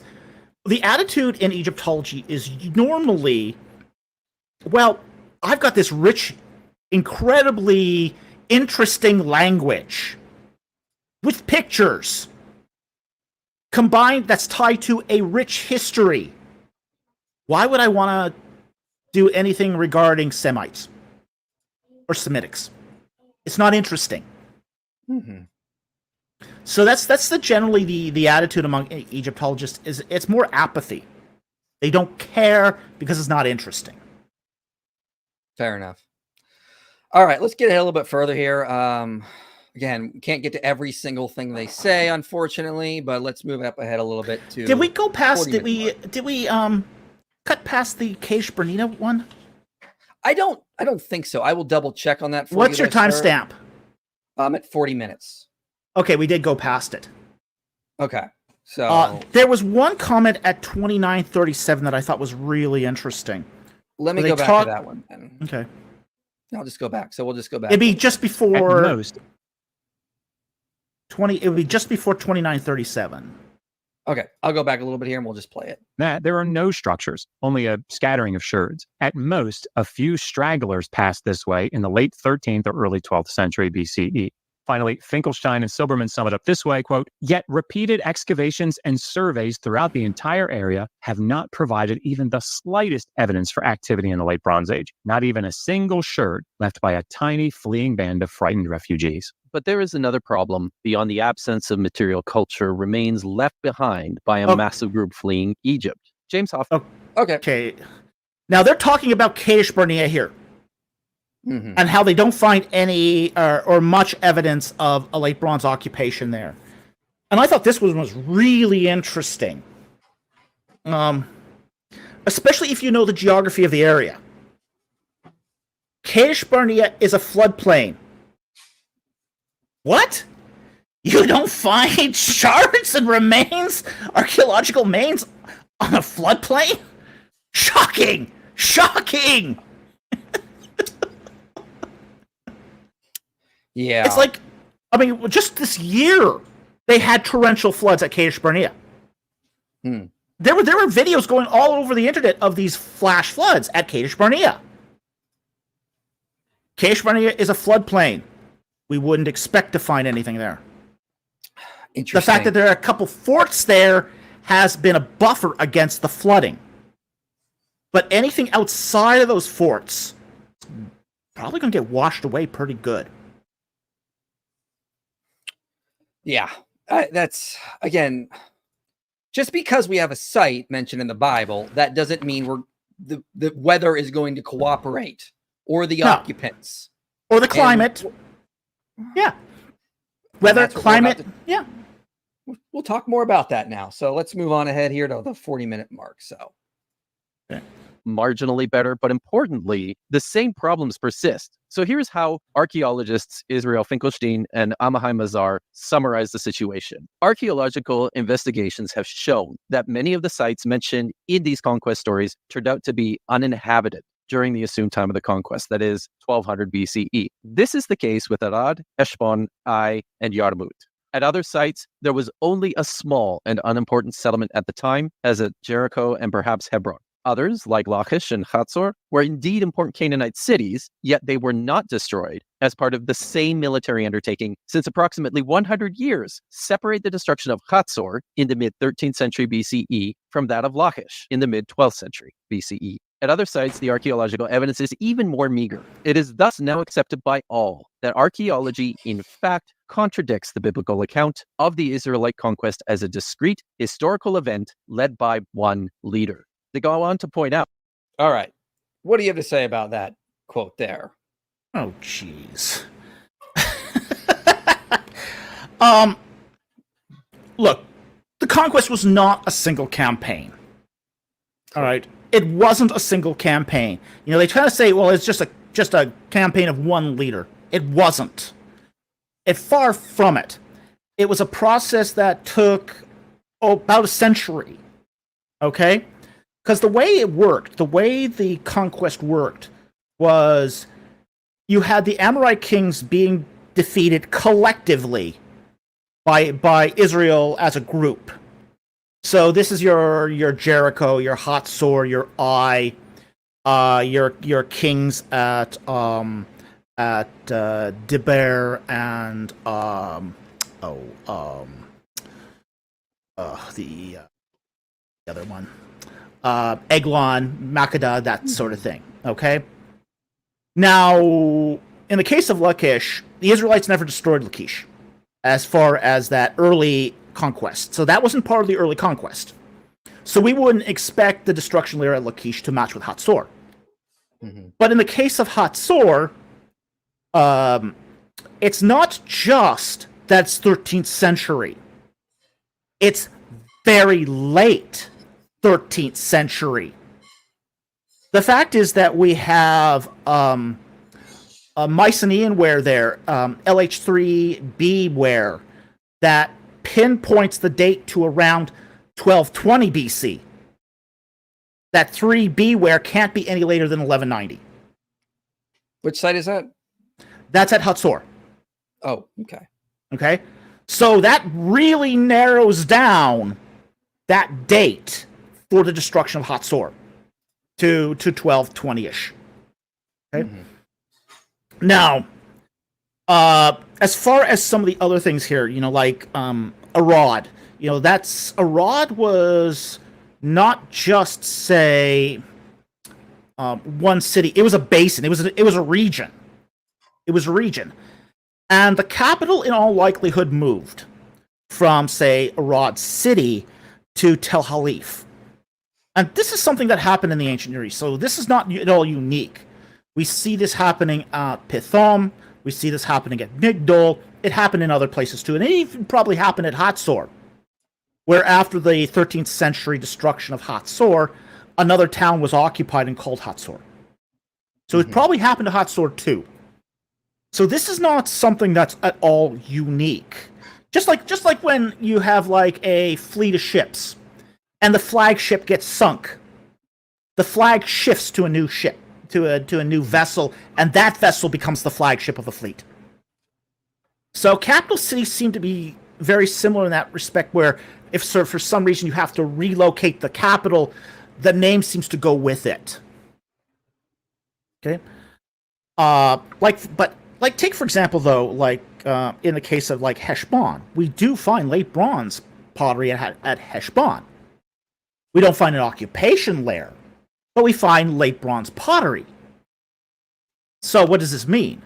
Okay, is this another case of site leveling that we found at like Jericho?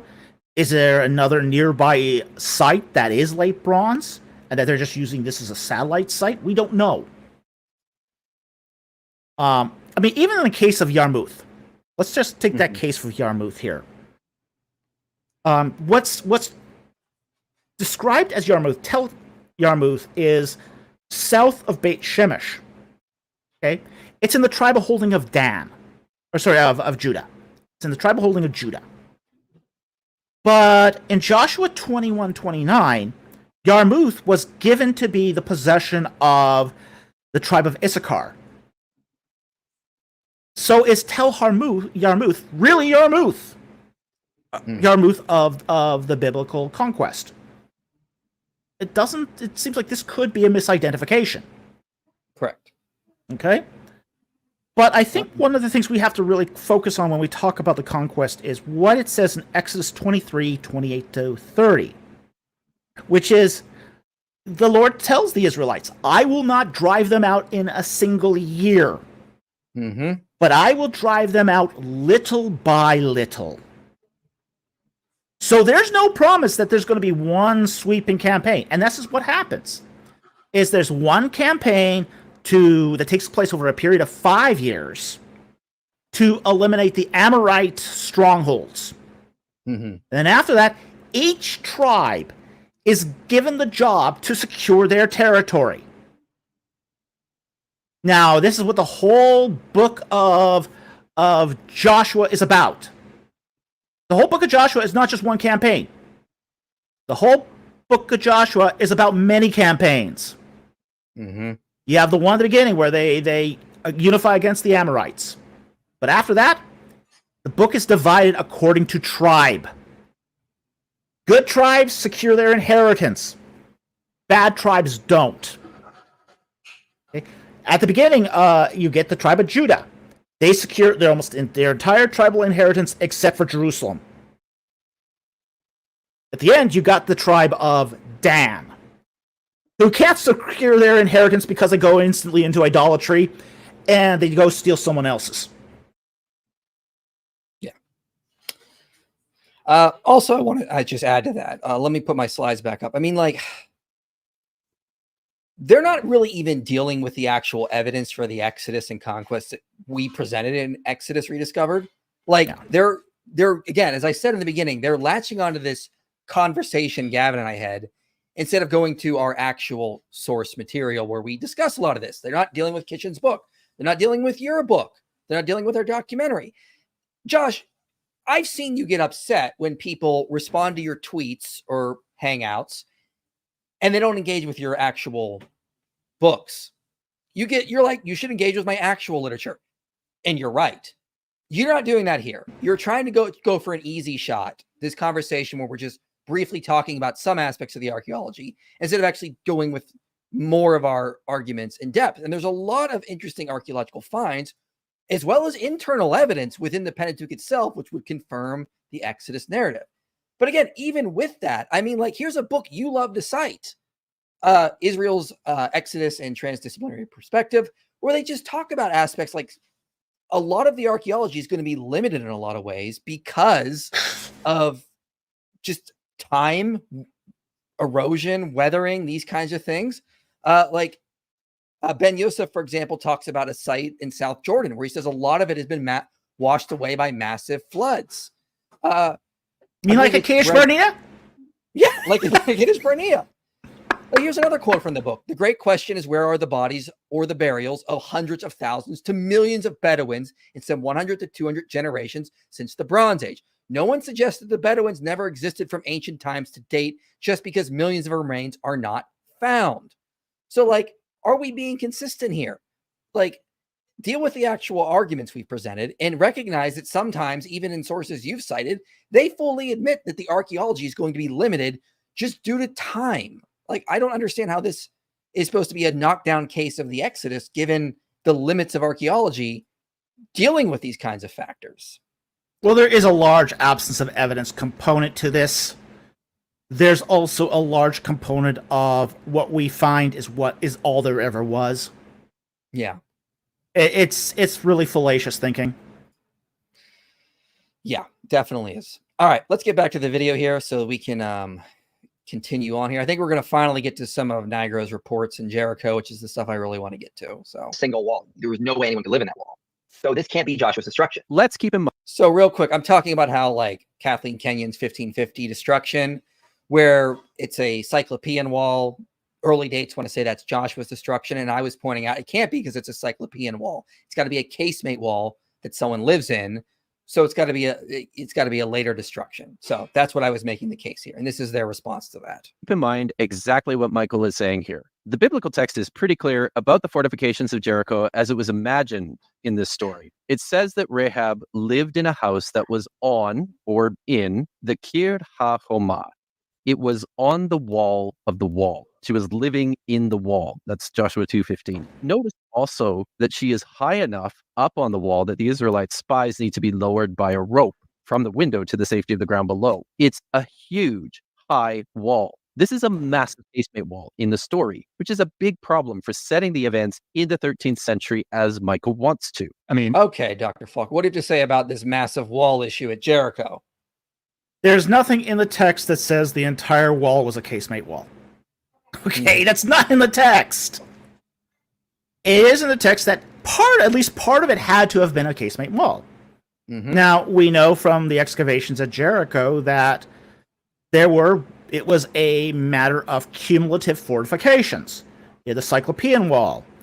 and then you had a from the early Bronze period, and then you had a building upon that wall, that foundation. And at the very top of that structure is the mud brick wall. That would be the casemate wall. Now, if you add all of that together, that's a pretty tall wall, even of what survives today. Here's the picture from the reports.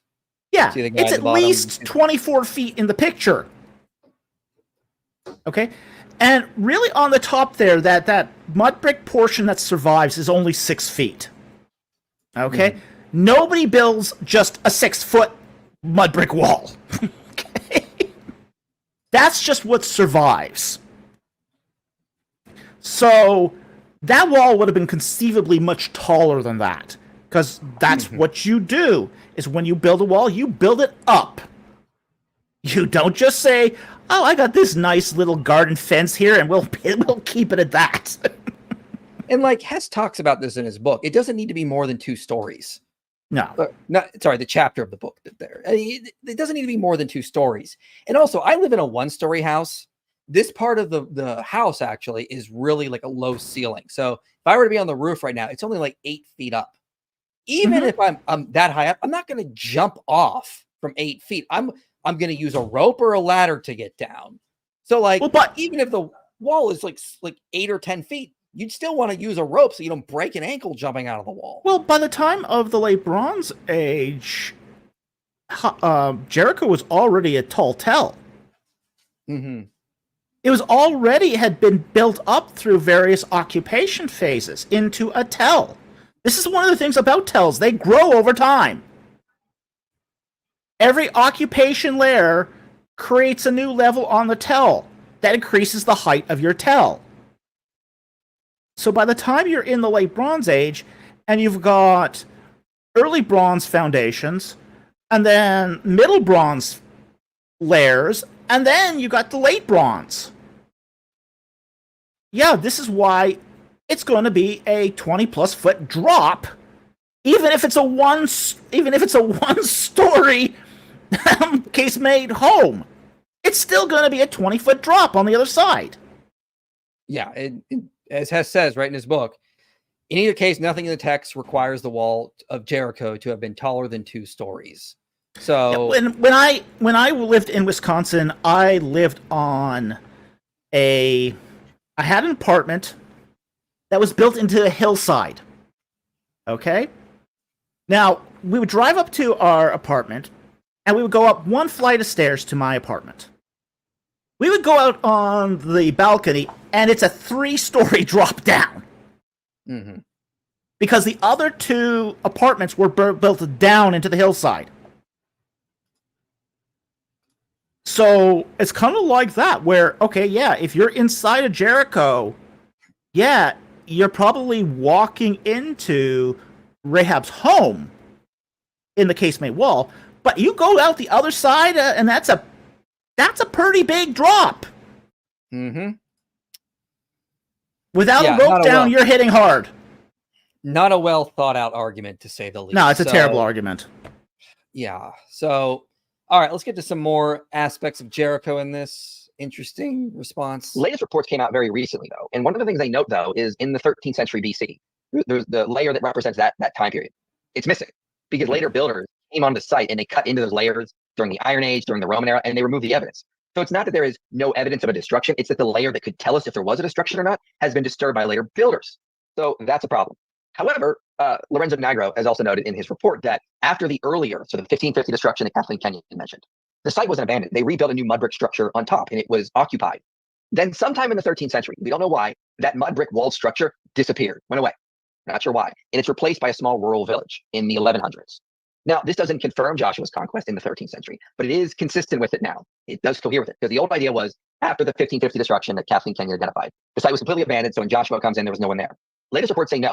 After that, they rebuilt a big mud brick walled structure on top, and then it disappeared roughly about the time of Joshua, and it's replaced by a small village after.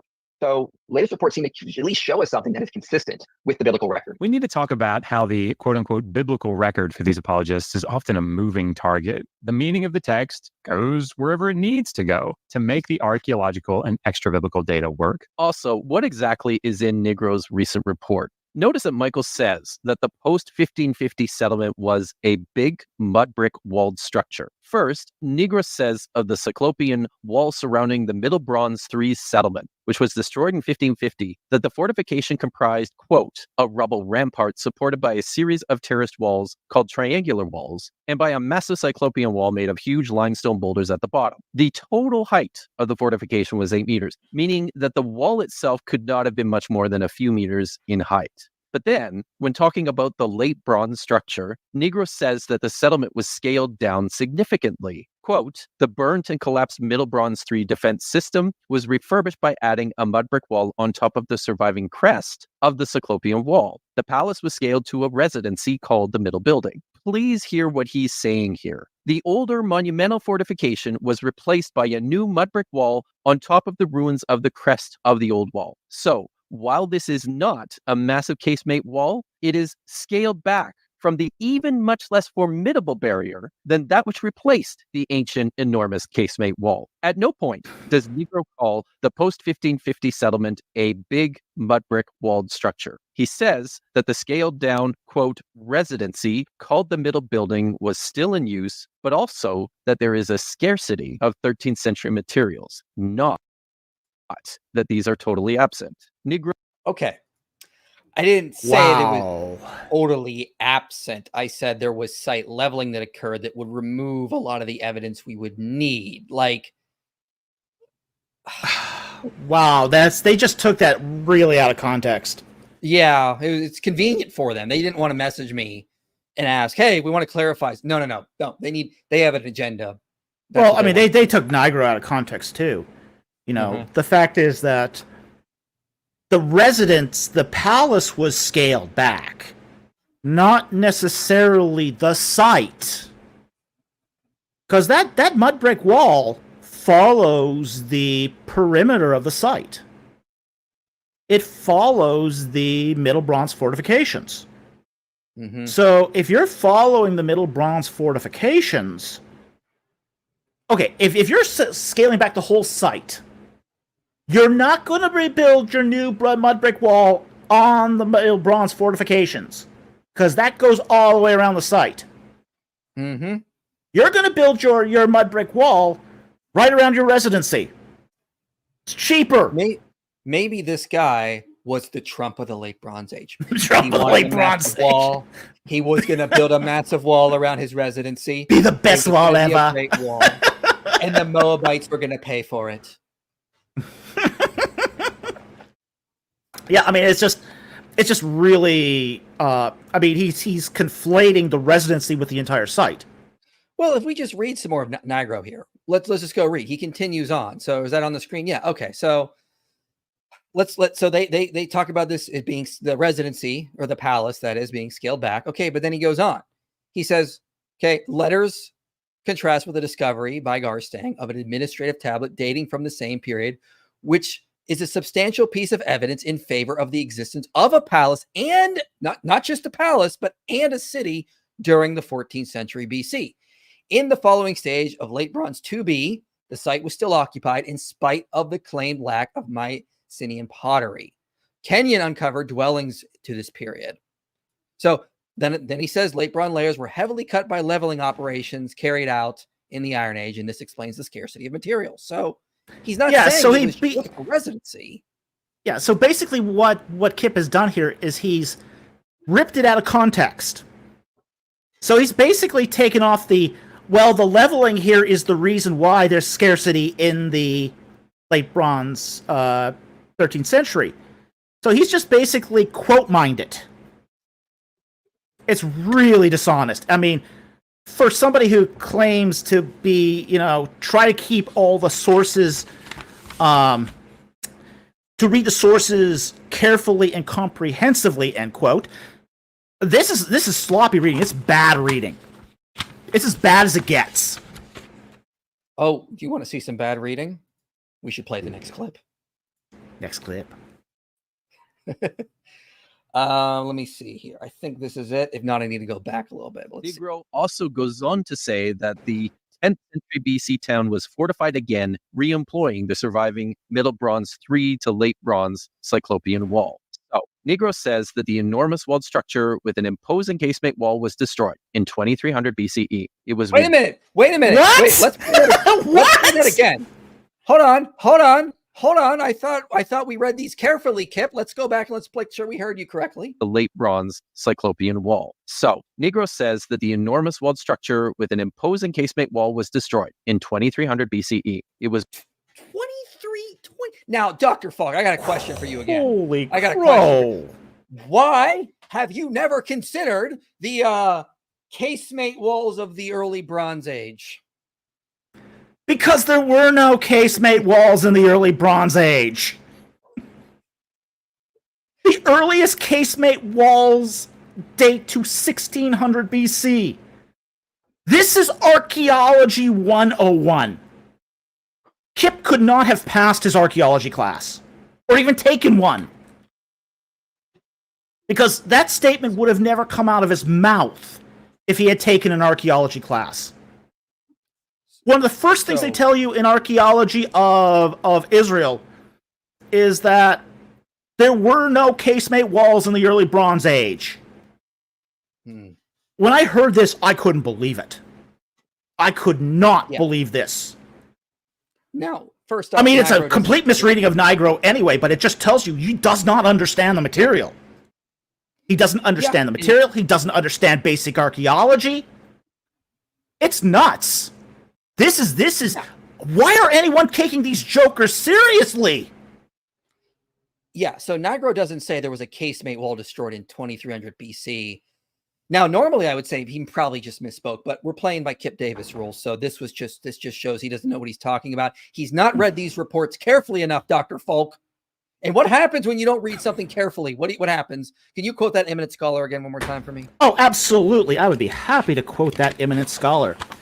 When you are consistently getting the scholarship wrong, this should disqualify your participation from the discussion. End quote. You heard it here, folks.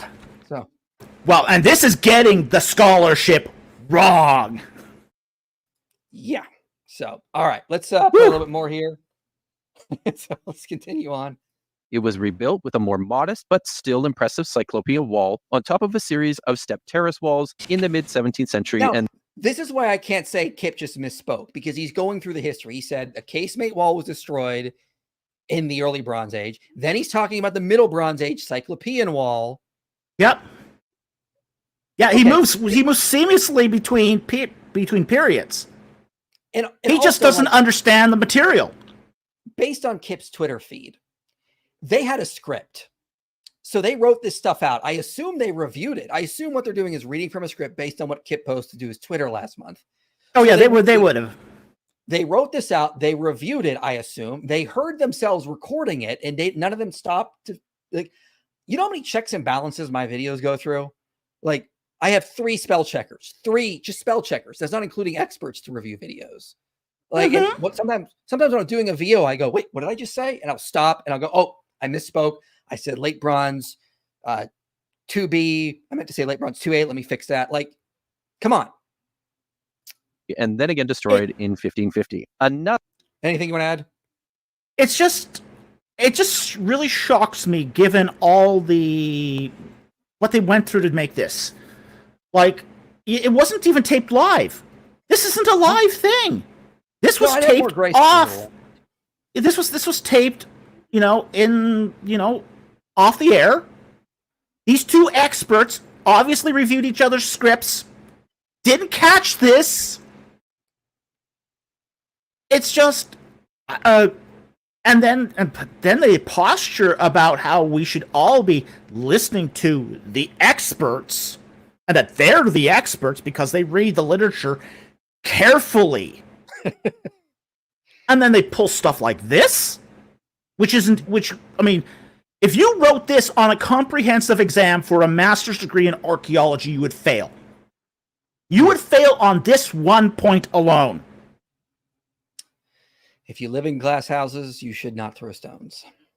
In the mid-17th century, and then again destroyed in 1550. Another, even more modest mud brick structure and wall was erected atop of this new layer of rubble, and it was continuously occupied until sometime in the early Iron Age, but later leveling obstructs any clear view of what happened in this time, especially around the 13th century. Another small settlement was erected in the 10th century, again, with even more modest fortifications and reusing debris from the old pre-1550 Cyclopean wall. So, for Michael to insist that this survey is consistent with the biblical record, he has to somehow insert a massive city somewhere between the increasingly reduced fortifications of 1550 to 1100 BCE, complete with a huge casemate wall, but for which we have no evidence. I mean, none. We have lots of evidence to continue. Yep. No evidence for fortifications? It's the picture right there! It's in the picture they're using! The fortifications are there for late bronze fortifications that follow the middle bronze perimeter. And once again, I never said it was a massive city, and they have not given any evidence. The book of Joshua says it's a massive city. They have just assumed that is the case, and then they disparage Hess for arguing against it. Well, they say reduced fortifications. That's not what Nigro says. It's a reduced palace, right? Not a reduced fortifications. It's like, and the picture's just staring them in the face. The burn and collapsed Middle Bronze 3 defensive system was refurbished by adding a mud brick wall on top of the surviving crest of the Cyclopean wall. The palace was scaled to a residency called the Middle Building. That's what it is. Yeah, unbelievable. You gotta read these carefully. You gotta read these carefully, ladies and gentlemen. What are you guys thinking? Carefully and comprehensively. Next section.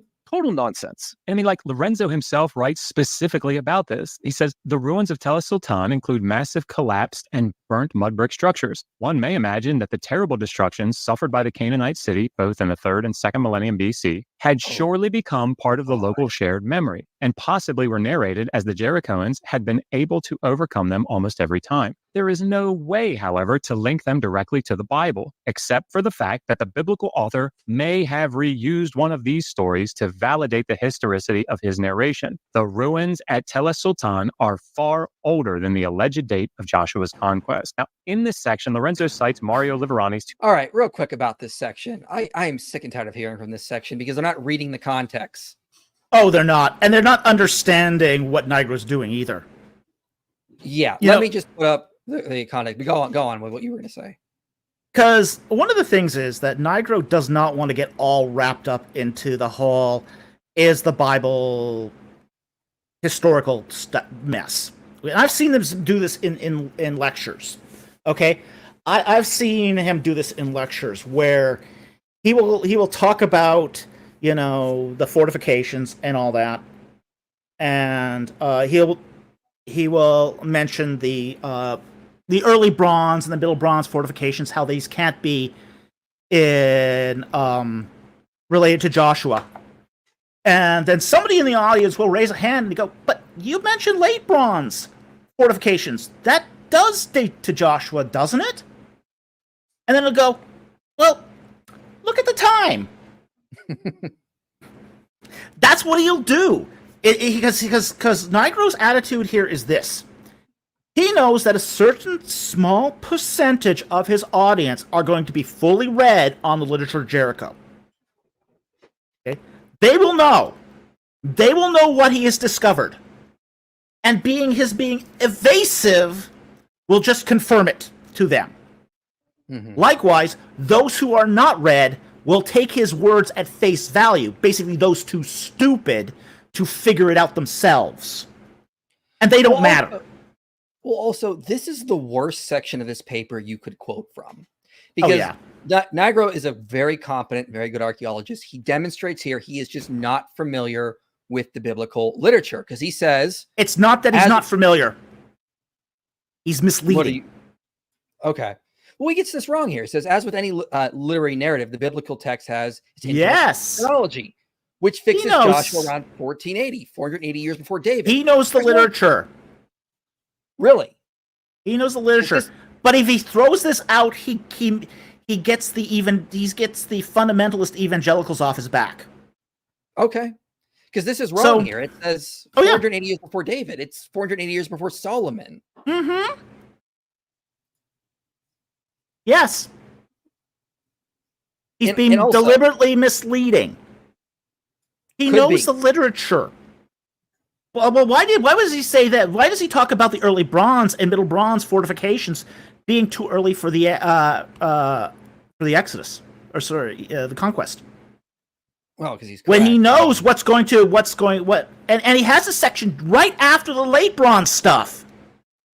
Mhm. So why is he talking about the early Bronze stuff right after the late Bronze stuff? This is just being deliberately misleading. It's plausible deniability. And as I said, Could you be. go to his lectures and you see him do this, and he does it as an art. As I said before, anybody who knows all the material will understand what the implications of his discoveries are. Anyone who doesn't know the material doesn't matter. And by the way, guys, when Nigro says there's no way ever to link them directly to the Bible, he's not talking about the whole site of Jericho. He's talking about those two prior destructions, one from the third millennium, one from the second millennium, like the 1551. He The says early and the one Middle may- Bronze. One may imagine that the terrible destruction suffered by the Canaanite city, both in the third and second millennium, had surely become part of the local memory and possibly narrated to the Jerichonians. Probably don't think that's how you'd say that. There is no way ever to link them directly to the Bible. He's talking about those two prior destructions. Yes. He's not saying the whole site can't be linked. Like, it's crafty writing to misdirect. It's crafty writing. I would say it's crafty writing to misdirect. Yeah. That's what he's doing, though, here in this section, is he's trying to misdirect so that he doesn't get the heat. He doesn't get the heat from the fundamentalists, and he doesn't get the heat from the skeptics. All right, let's jump back in here. We're getting closer to the end. Let's see where we're at here now. All right, yeah, I got 57:30 down as the next time marker. Biblical personages and their acts. Look, I get after Michael a lot for his attempts to popularize biblical scholarship, and this is a crystal clear example of why. He just does not read the literature carefully and comprehensively. Why? So long as you are not. Let's let him finish here. Sorry. Hold on. Not passing off your opinion like an expert or pretending to popularize expert opinion. When you are consistently getting the scholarship wrong, this should disqualify your participation from the discussion. All right, you heard it here, folks. Kipp has agreed to disqualify himself from the situation. He has constantly got the scholarship wrong. Not just here. You guys remember a few months ago when Stephen Boyce was on my channel and we were responding to Bart Ehrman? We brought up Kipp again because he got the Greek wrong of Matthew 21. You're constantly getting the scholarship wrong. I guess it disqualifies you from the conversation, ladies and gentlemen. He's all into hedge protection. It really is. Now, remember, that's his standard, not ours. I want to employ the principle of charity. I would love to use the principle of charity, but we can't do that today. We're using Kipp David rules. And I would normally invoke the principle of pluralism. Yeah. But he's disqualified himself. He's disqualified himself from further participating in the conversation. So, bye-bye. That's the ball game, folks. I mean, again, we're using Kipp Davis rules. If that's the case, is he going to admit he's wrong about this, or is he going to be a hypocrite? I guess we'll see. All right, let's move on ahead a little bit more here. I think we've covered this a lot. I want to get to the other sites, though. Real quick about the archaeology of Jericho, though. So before we do move on from Jericho, though, I do want to talk about something. Because for years, you know this as well, Dr. Falk, we've been told during the late Bronze 2B, there was no wall. There was no fortification, there was no occupants, and there was no destruction layer. Now, from the 2020 reports, we know there were occupants, there was a wall, and we know why we can't find a clear destruction layer because of site leveling that occurred. Well, here's the thing: there always was evidence of late Bronze occupation, even in Garstang's reports. Yeah, he found a late Bronze cemetery. Right. And this was what was so incredulous. was we were supposed to believe that there was no late bronze occupation, but there was a late bronze cemetery. People are dragging their bodies across the Judean foothills just to bury them at Jericho for no good reason. Mm-hmm. But no one lived there. What? Well, I want to say this. So the reason I bring this up is because, again, these reports came out in 2020. You did a video on them immediately. Josh and Kipp actually did a video about Jericho about 2.5 years ago on Vice Rhino's channel. And here are some of the things they wanted to say in that video. So I cut some things out. Incredibly scanty late bronze. This is a cut. So I went through this video, downloaded it, and I cut some parts out so you can kind of hear what they say. They were saying about Jericho 2 years ago. Bronze Age remains at the site. Given its meager occupation, is it terribly surprising that the city does not show up in the writing during this period? The overwhelming consensus among archaeologists and biblical scholars is that Jericho was a small, unfortified site during the Late Bronze Age. No walls, no massive city. And in the details, nothing fits. There's no large city, there are no major walls, no walls at all, and almost no occupation at the site. And these are just a few of the things, both archaeologically and historically, that don't fit. If Joshua and the Israelites had invaded Canaan during the Middle or Late Bronze Age, between 1550 BC and 1200 BC, they would have found Jericho almost totally, if not completely, deserted, and without any of its vaunted fortifications still present. In addition, Finkelstein... All right, I think that's enough. Now, why am I bringing this up? Maybe they didn't hear about the reports in 2021 when that video was posted. The problem is in that same video, Josh says he's working on this book, and he quotes from the section of this book on Jericho that he was currently writing. And lo and behold, that section mentions Nigro's 2020 reports, which mentions occupants, mentions a wall. So why were they saying in 2021 there was no wall and no occupants when they knew the reports existed? And they should have known that Nigro says there's a wall and occupants. Again, when you don't read the reports carefully, you disqualify yourself from participating in the discussion. Exactly. And the fact is that we knew there were occupants. Even before the wall. We just didn't know if there was a wall. That was really the only thing that Nigro added to the conversation. Is we already knew that there was a late bronze cemetery. There were scarabs in that cemetery from Amenhotep III. That's late bronze 1. So we knew. I mean, you don't have a town. You don't have a cemetery without a town. There were fragments of Mycenaean late bronze pottery, not on the tell, but outside the tell, in sort of the fill area. So we know that they were still importing pottery to the area. So, you know, there was already, even before Nigro's report, good evidence of occupation. What Nigro did was he filled in the blanks to say, what is the level of that occupation? And now we know that there is a mud brick late bronze wall that followed the Middle Bronze walls, because it's built on top of the Middle Bronze walls. Well said. All right, let's get back to this. I think we're going to get to some of the other sites now. The text of Joshua, it was like a military outpost for the city of Bethel. So I'm talking, so everyone is aware, I'm talking about the site of Ai in the Joshua narrative. it was probably some small military outpost that was hard to attack. But get there before you get to Bethel. This really good evidence amounts to some questionable readings on Hess's part of the biblical story of Jericho, and not really on anything derived from the archaeological record. As we mentioned earlier, Hess does nothing more than note that the Hebrew word Ir, meaning city, can be flexible enough to include non-civilian military citadels like at Rabbah of Ammon or Zion at Jerusalem. False. Hess gives far more evidence than just saying it could be.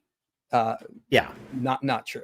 Also, that in Joshua, Jericho is designated merely as an Ir and not an Ir Gedolah, or a great city. His thinking is that this indicates that Jericho was small compared to the great cities like Gibeah or Hatzor. To be clear, This is not strong evidence. Hess's arguments are hypothetical interpretations of an ancient text, which can just as convincingly, if not more so, be read in other directions or just recontextualized as the triumphalistic Yahweh reform propaganda that it is. And Hess argues that they couldn't have meant Stop. that Jericho was a large. Yeah. Why is a triumphalist Yahwist propaganda a more convincing reading? Why is that? Why is that more compelling? They need to explain that. Mm-hmm. They don't. And again, here's They something don't. kind of interesting. They're Kipp's argument here is just to appeal to possibility. It's possibly it could be this. Possibility is not probability. You just can't appeal to vagueness or possibility to argue against the historical case for the Exodus, especially given we've given far more evidence in what we've presented. Kitchen gives far more evidence in his book, which they don't seem to be aware of.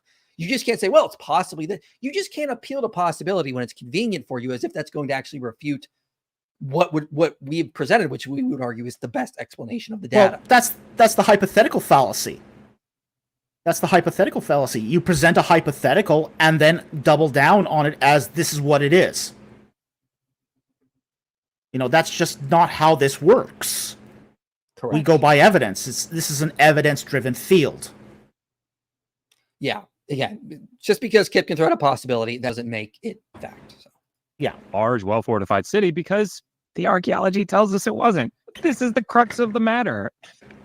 In so many cases, like the number of people said to have left Egypt, the extent of execution carried out in harem warfare, the size and makeup of the city of Jericho, when confronted with the archaeological and historical data conflicting with the biblical text, one has at least two options. On the one hand, they could press forward, knowing that the Bible is somehow going to be right, and attempt to find a way to reinterpret the data to make it fit. Or maybe just think that the human writers might have gotten it wrong.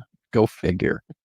Now, of course, the archaeology of the site of Ai, which is Et Tel, I believe, doesn't really give us any indications of a destruction in the 13th century either. However, based on what we now see with the latest reports on Jericho, problems with erosion and problems with later builders or later occupants disturbing the sites, we shouldn't be surprised at the end of the day, because this is just what's going to happen. Except if this were the case, then we should actually be very surprised. The reason some of the layers at Jericho were disturbed was because during the Hellenistic period, regional aristocrats started building large summer palaces at Jericho, which then cut into several of these late bronze layers. Look, this didn't happen at Ai, which means that the stratigraphy there is much more secure. Yeah, I was about to. Whoa. Oh, yeah, okay, yeah. Apparently, the Byzantine Trump wanted to build a hotel. No, that's a complete sort of mischaracterization of what Nigro said. No, it's not just Byzantines. It was Byzantines, Romans, and the Iron Age. Mm-hmm. In fact, one of the things that they overlook is the fact that this is something that's even mentioned in the Bible. This is mentioned in 1 Kings 16:34. Hiel the Bethelite. He makes a new foundation at Jericho to build upon it in the time of King Ahab. So, this is not just some Byzantines coming in building ritzy estates at Jericho.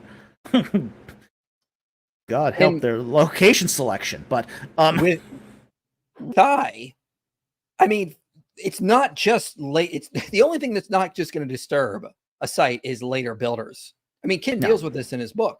Okay, there's weathering. It's not even been fully dug yet. Oh yeah, the erosion at Jericho was terrible. The wind erosion is awful. Yeah, and also, now you brought this up. Calloway's 1980 reports does mention that following the destruction of the early bronze city at Ai, the site was abandoned until a small Iron Age 1 settlement was established at the site 1220 BC, roughly. Yeah, so, now we wouldn't count that as Iron Age 1 anymore. Right, that's early bronze. That's late bronze 2B. So 2020 is late bronze 2B. Huh. Funny that date. That sounds familiar. Where have you heard that one before? Now again, that's not proof, but again, given the erosion, given the problems that happen with sites, okay, you just can't say, we've not found anything, therefore it didn't happen. Like, even one of their own Well, sources, Mazor. I mean, sticking on Ai just for a second here. Yeah. Garstang, when he excavated Ai to Etel, he claimed to have found late Bronze 2 pottery there. Of course, we can't. He's lost it, and we don't know where it is. But I suspect in some box at the University of Liverpool. But yeah, he claimed to have found late Bronze 2 pottery at Etel. The problem is that the late Bronze, early Iron 1 settlement at Etel has not been well excavated. Right. So there's going to be problems with that. So we have very little information of that settlement there. But at the same time, too, the whole meaning of the word Ai means ruins. Right. Who names a city ruins? You don't name a city ruins. That's a city that's named because you're settling inside of somebody else's destroyed area. Also, I mean, you can't. One of their own sources, Mazor, that's quoted by Hess in this book, says the archaeological data cannot serve as a decisive evidence to deny historical nucleus in the book of Joshua concerning the conquest of this city. Now, he's talking about Jericho there. But one of their own sources says that's the problem of archaeology. Time destroys things. Climate destroys things. Later occupants are there. I mean, this is just going to happen. And for you to say we can definitively say that this didn't happen, you're far reaching beyond what actually the data can say. Yeah. All right, let me put their video back up here. I think we're going to get to the other sites that Josh wants to mention here. It had already been abandoned for 1,000 years by the time the conquest was supposed to have happened. And let's not forget the elephant in the room. Jericho and Ai, as damning as they are to particular interpretations of the biblical text, are not the only sites under investigation here. I would remind you of sites like Arad in the Negev, Heshbon and Dibon in Transjordan. These were all said to have been destroyed by the invading Israelite army. But Arad, following occupation in the 3rd millennium BCE, was abandoned until after the Late Bronze Age, leaving behind no city in existence for the Israelites to destroy. A similar picture can be seen in Heshbon, where archaeology reveals that there was no occupation earlier than 1200. Finally, at Dibon, we see early Bronze Age levels, followed by a break in occupation, which is only reestablished in the Iron Age. All right, Dr. Falk. All right, you're an Egyptologist. How have you never considered Dibon as a site that wasn't occupied in the Late Bronze Age? I don't know. I must not be up on the literature, obviously. Because when I go to Luxor Temple and I read Wall E on there, it says that Ramses II plundered Dibon. I mean, clearly Ramses was wrong. He obviously picked up his campaign, went to Dibon, and found nothing there. He was disappointed that he plundered a city that didn't exist. Yeah, and this has not something new that was recently discovered. Kenneth Kitchen talks about this. So Ramesses II in the 13th century not only mentions Moab, but he also mentions other sites, one of them being Dibon. With Heshbon, later reports said it was determined that intensive reuse of the Tal by later mentions of the occupants resulted in the vast majority of remains from the late Bronze and early and Iron Ages being consecrated in secondary deposits, dumps and fills. They're talking about the transition between the late Bronze and Iron Age. But again, later occupants go in and disturb. And when you see the fact that we don't find anything at Dibon, but Ramesses mentions it, this should tell us something about the limits of archaeology. Unless Ramesses was a time-traveling pharaoh, he found a site there. Yes, and plundered it. Sometimes we don't. And he's not picking. Ramses II is not an archaeologist picking through the ruins of an early Bronze settlement, going, "Oh, yeah, this looks like a good piece of scrap pottery." He's not some tourist. There was a quote I forgot to use earlier. Is that this is from Josh's other book, and he mentions going and excavating sites. And one of the things he says is one of the reasons that this type of precision is so important in an archaeological excavation is that you only get one bite at the apple. Archaeological excavations is an inherently destructive process. Once you, sorry, I probably typed that wrong. Excavate a site. That's it. You can't put the materials back in place for someone else to come along and try again. The point I want to make from this quote is when archaeologists are trying to preserve things, they're still destroying the sites. What are people at these sites that are not trying to preserve ancient records going to do when they're digging, when they're building things? They're going to just be even more destructive than the archaeologists are. If archaeologists are destructive, how much more are early people that are trying to just build on the site going to be? It's going to be quite destructive. And it's not even that, too. Sometimes it's just that the identification of the sites move to another location. As I said before, we've seen this happen with Pithom. The Pithom moves from Tel El Rataba to Tel El Maskuda. They're both called Pithom. Just one's a 13th century BC Pithom, the other's a 7th century and later BC Pithom. Just one site, the flag of one site picks up and moves to another location. We find this happen with Migdol too. There's more than one Migdol because the site moves for a variety of reasons. And it's not just that one got burned or conquered or whatever. It could be for other reasons, like a well drying up. Mm-hmm. If your well dries up, you got to pick up and move. And there could be no destruction there. But if there's no water, that's the end of your site. That's the end of your occupation. The problem here is that, if Bowen is wrong about Debone, and he is clearly wrong about Debone. There's no question he's wrong about Debone. Okay? Then he's also could be wrong about Arad and Heshbon too. Yeah. And for many of the same reasons. All right, let's play the next section here.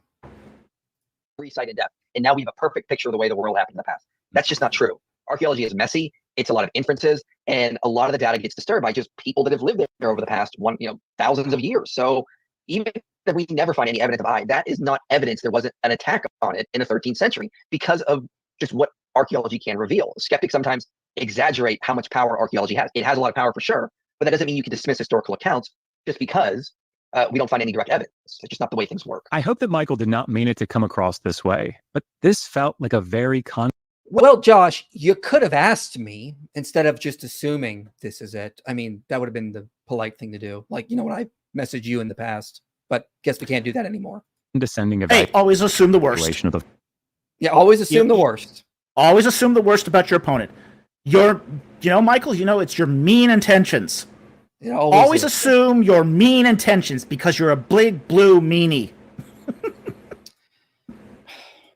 But this felt like a very condescending evaluation of the field of archaeology. Look, I'm sure that Michael would be the first to tell you that he is not a trained archaeologist. I don't know if Michael has ever taken a course on archaeological methods or has ever seriously participated in an excavation at an ancient site. But this comment that archaeology is messy and it's a lot of inferences reminds me of a comment that a former professor of mine made when I was attending seminary at a very conservative evangelical school. He said, anyone can go dig around in the dirt and draw some conclusions. I am not an archaeologist. People go through incredibly rigorous training, both in coursework and in the field, to become trained professional archaeologists. Now, although I am not an archaeologist, I was fortunate.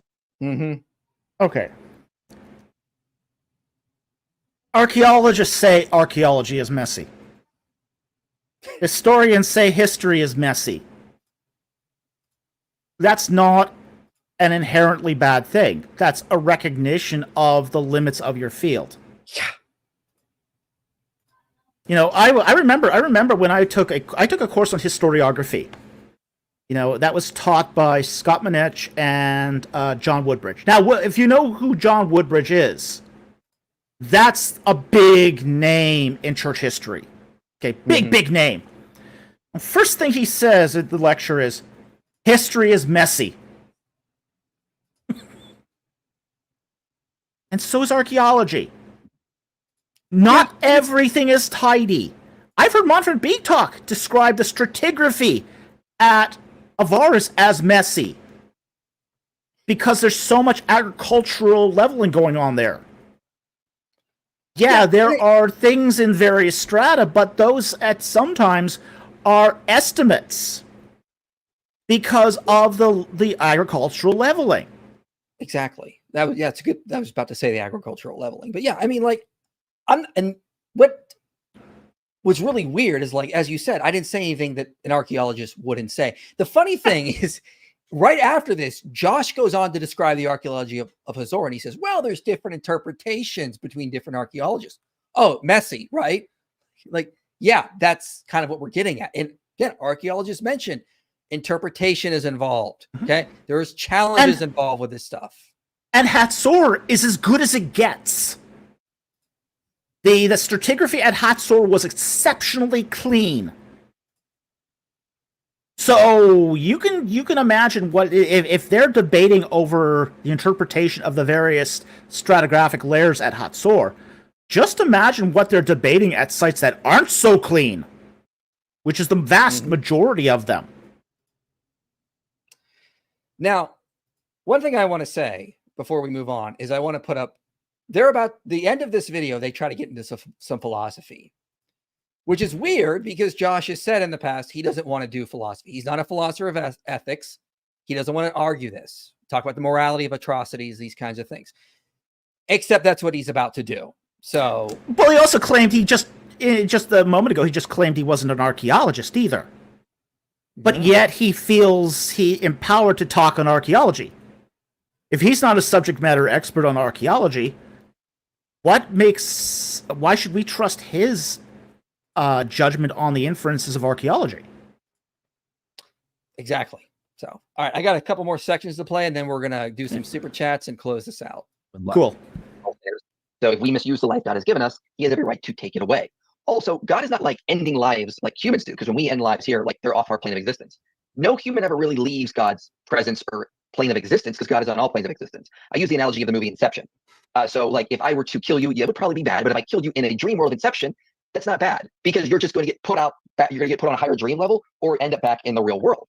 When God ends life, he's not ending life like humans are. He's just moving souls from one plane of existence to another, where he can judge if he sees fit, or he can welcome them into paradise if they are innocent, or if they are worthy, or if he's made them holy, that kind of thing. So people take this out of context and they think, well, it's just absolutely horrible. Yes, that is absolutely horrible. This is just completely despicable. And if you're watching, Michael, you should know that I've lost some respect for you with this astonishingly crass analogy. Okay, that's the biggest lie in this whole thing. You didn't lose any respect for me, Kipp, because you never had it. You're always belittling. You're always condescending. You're always talking down. You're always trying to demean and commit character assassination. And quite frankly, slander. That's why I'm blocking you. I'm done. I don't want to have a conversation with you because you're just always out to look for something to use against people you don't like or are not part of your ivory tower elite. So don't lie. You never had any respect for anyone who's not in your little club. All the time when I'm dealing with you, that quote by George Carlin runs in my head. It's a big club and you ain't in it, because that is elitism, the ivory tower mentality. I'm done. But that time when the Ottoman forces slaughtered 1 million Armenian Christians, that's no biggie for God, just a transfer from one plane of existence to another. The systematic torture and slaughter of 6 million European Jews, it's like they were taking a trip on a cosmic train, when the Hutus raped and hacked their way through hundreds of thousands of Tutsis with their machetes, just a change of location. The idea that death is nothing more than a move from point A to point B on an imaginary cosmic plane is disgusting. It's dangerous. Okay, first off, let's be clear. You took the analogy out of context. I literally said in the analogy, it'd be wrong for me to kill you on this plane of existence, that kind of thing. Okay. I didn't say that, oh yeah, these genocidal acts, that's just all it is. Because I clearly said in the analogy, like, it's different for a being who can see all the planes of existence like God. He has a right to judge when he sees fit. That does not mean I'm saying it's right for humans to judge when they see fit and commit acts of genocide. So you've taken the analogy out of context so that you can make me look like I'm condoning genocide, which is incredibly uncharitable and downright, quite frankly, just basic propaganda. That's not what I said. I said it's dishonest. I didn't say humans have a right to do these types of things. I said God did if he is on all planes of existence, if he is omniscient, and if he is perfectly just, and if he is dealing with sinners. So you took the analogy out of context to make me look like some sort of monster, which is just, again, that's why you're blocked. That's why that bridge is now burned. Anything you want to add to that? Nope.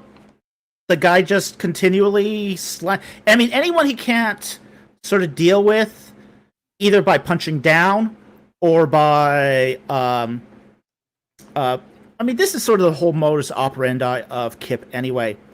Like, we saw it with Gavin. You know, where, you know, he had the opportunity to debate Gavin. First of all, he won't debate Gavin one-on-one. He also always has to partner up to hide behind someone else. Mm-hmm. And then when he does have the opportunity to debate, he doesn't broach his big key ideas. But then he accuses his interlocutor of not engaging his big ideas that were never broached. Mm-hmm. And then it gets into the slander. Always a slander. It's always a slander. And this is, it's same game, different players.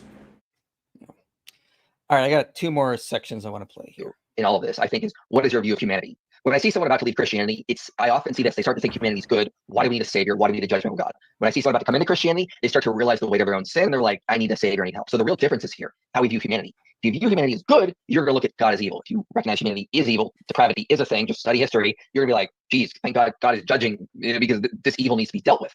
An analogy I use is, look at the world of Lord of the Rings, Middle-earth. So this is an aside, but it is really remarkable how consistently theology bros, apologetics types like Michael will make appeals over and over again to the works of fiction by J.R.R. Tolkien in his Lord of the Rings novels, or C.S. Lewis in his Chronicles of Narnia children's books. You guys have seen this, right? If you watch as much apologetics media as we do, you will start to see a pattern.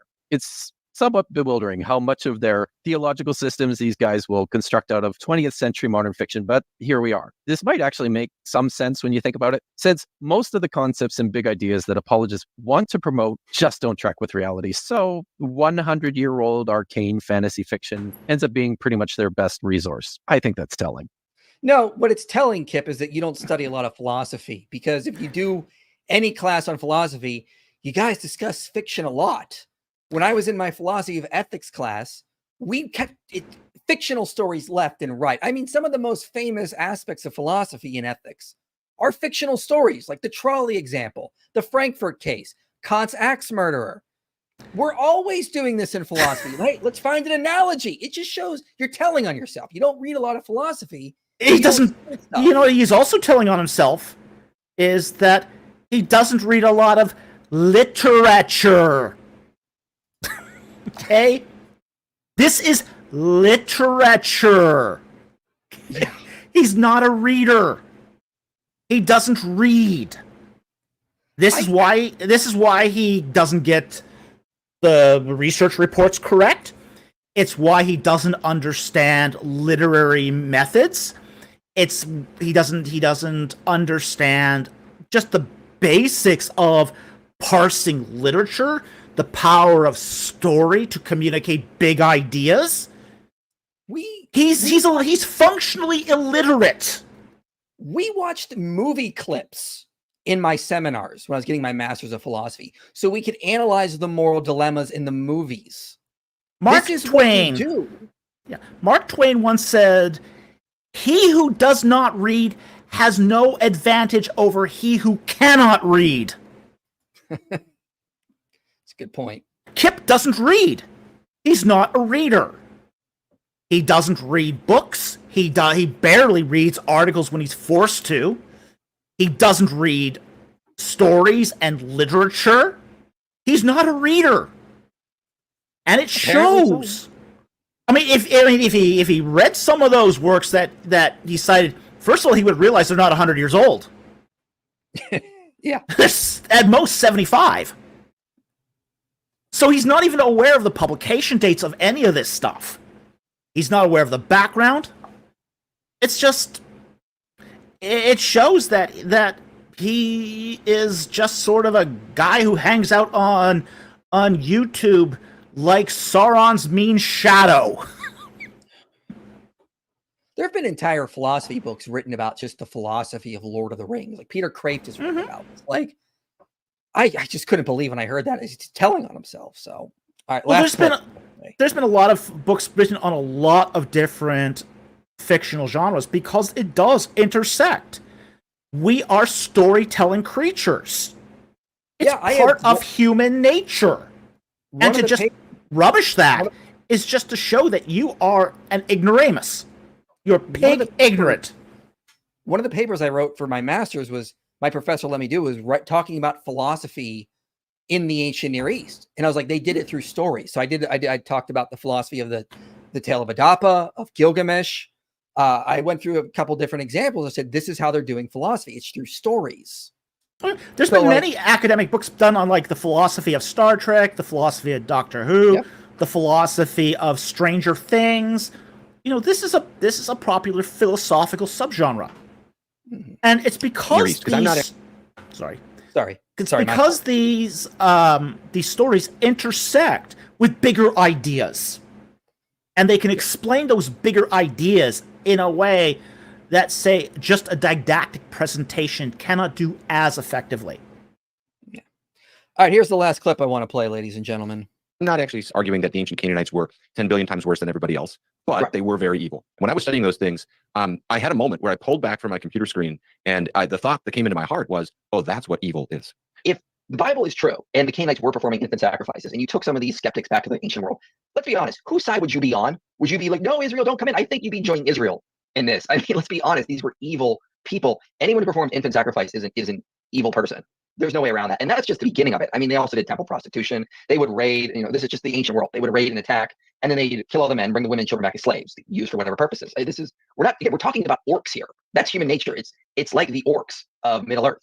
Do you really think that God does not have a right to judge that? Wow, that's a lot. Humans are orcs. The Canaanites were so irredeemably detestable that they were just like orcs. And Notice I said earlier in that interview that this is an analogy, and if you're going to look at the races of Middle Earth, which would humans most be like? So let's keep that in context, Kipp. deserving of extermination for it. Do you see what's going on here? Tolkien invented the orcs as a fantasy trope, designed to sharpen the boundaries in the epic cosmic conflict he imagined between good and evil. The orcs are not people. They're monsters, Jeez. not by birth. They're extracted from the bowels of the earth. They're craven, barely intelligible, repulsive, black, filthy, massive, and fearsome. They are other, pure evil, not human.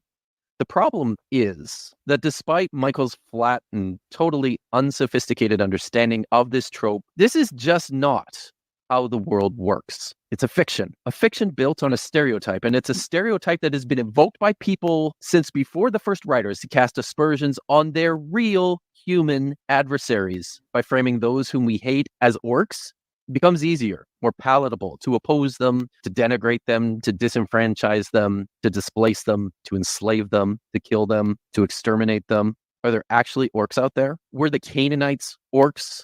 Okay, Kipp, you don't understand the analogy yet again. I'm not And he saying doesn't that understand the humans- literature. Oh my god. I'm not, I mean, did that was not such say- one of the craziest explanations of the orcs in the Lord of the Rings I've ever seen. Yeah. He doesn't get it. They're elves. They're elves. They're corrupted elves. The whole point is that they're inherently good at the beginning, and then they get Yeah. turned evil by Melkor the Morgoth. Yeah. Okay. But sorry. And they're an analogy of industrialization.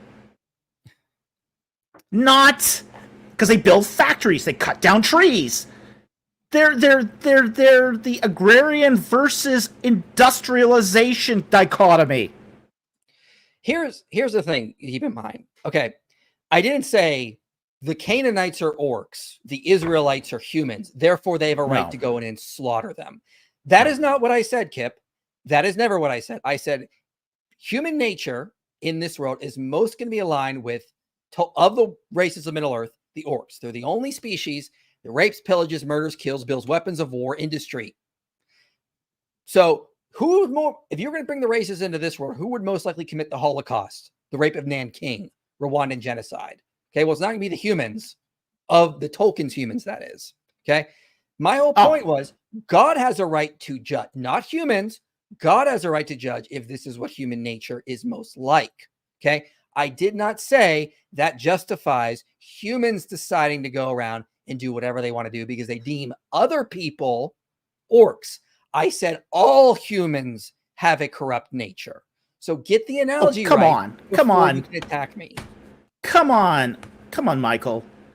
It's clear that that Kipp has proven you are a racist. Like, not even like attempting to be charitable with what I was. No. He was fully implying that you are a racist. And again, this is what happens when you're not a philosopher. But I would remind people of this book. It's very important. He lived through like genocide that happened in the Balkans, Miroslav Volf. And he basically points out, look, my thesis that the practice of nonviolence requires a belief in divine vengeance will be unpopular with many Christians, especially theologians in the West. To the person who is inclined to dismiss it, I suggest imagining that you are delivering a lecture in a war zone. Among your listeners are people whose cities and villages have been first plundered, then burned and leveled to the ground, whose daughters and sisters have been raped, whose fathers and brothers have had their throats slit. The topic of the lecture, a Christian attitude towards violence. The thesis, we should not retaliate since God is perfect, non-coercive love. Soon you will discover that it takes the quiet of a suburban home for the birth of the thesis that human nonviolence corresponds to God's refusal to judge. In a scorched land soaked in the blood of the innocent, it will invariably die.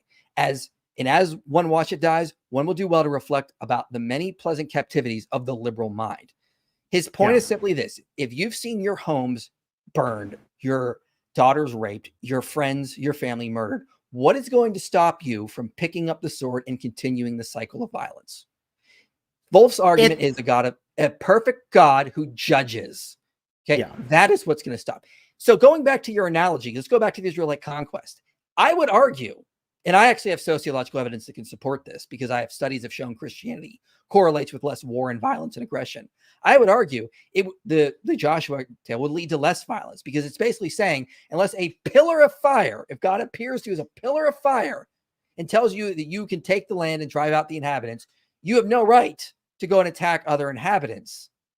So until you have a God of judge, like an actual God who judges, command you in miraculous form, there's no reason to commit violence because it limits it to these very narrow windows to when it could ever happen. It's not a license to commit Rwandan genocide or the Holocaust or these kinds of things. So where is the actual evidence that Joshua's conquest leads to more violence, war, and destruction? I don't see it. No, because there isn't any. So again, to recap, the analogy was not the Israelites deemed the Canaanites as orcs, therefore they had a right to kill them. The argument is God can look at human nature, see it's very corrupt and evil, therefore he has a right to judge when he sees fit. That was the argument. Get it in context. Don't take it out of context. That's just being dishonest. Any final thoughts on the video, Dr. Falk? It was a shambles. It was a dumpster fire. It showed their gross incompetence, both at, say, reading and understanding the scholarship, but also as far as just the basics of archaeology are concerned. I haven't seen a video this bad in a long time. But Dr. Falk, they were proud of this one. They put a lot of good work in it. Very powerful. It's very powerful. The BS is powerful here. That, ladies and gentlemen, is what happens when we don't be nice. So again, that bridge between them is burned. Didn't have to be this way, but that's what they decided. And remember, let's see what Kipp does now. The damage control will continue. We'll begin after this, is what I mean to say. We'll see if Kipp holds up to his end of the bargain and he excuses himself from participating and talking about this subject or not. That's not our standard. That's theirs. So let's see if they keep it or not. Yeah, I'm not counting on them having integrity. Thank you for gifting super chats there. Let's see here. Hey, I love your content. Do you think you will ever make a video series addressing the manosphere red pill from a Christian perspective? Yeah, it's on my list. I'm kind of like monitoring that. I did one already, why I'm not a Christian nationalist, which kind of is related, but not really.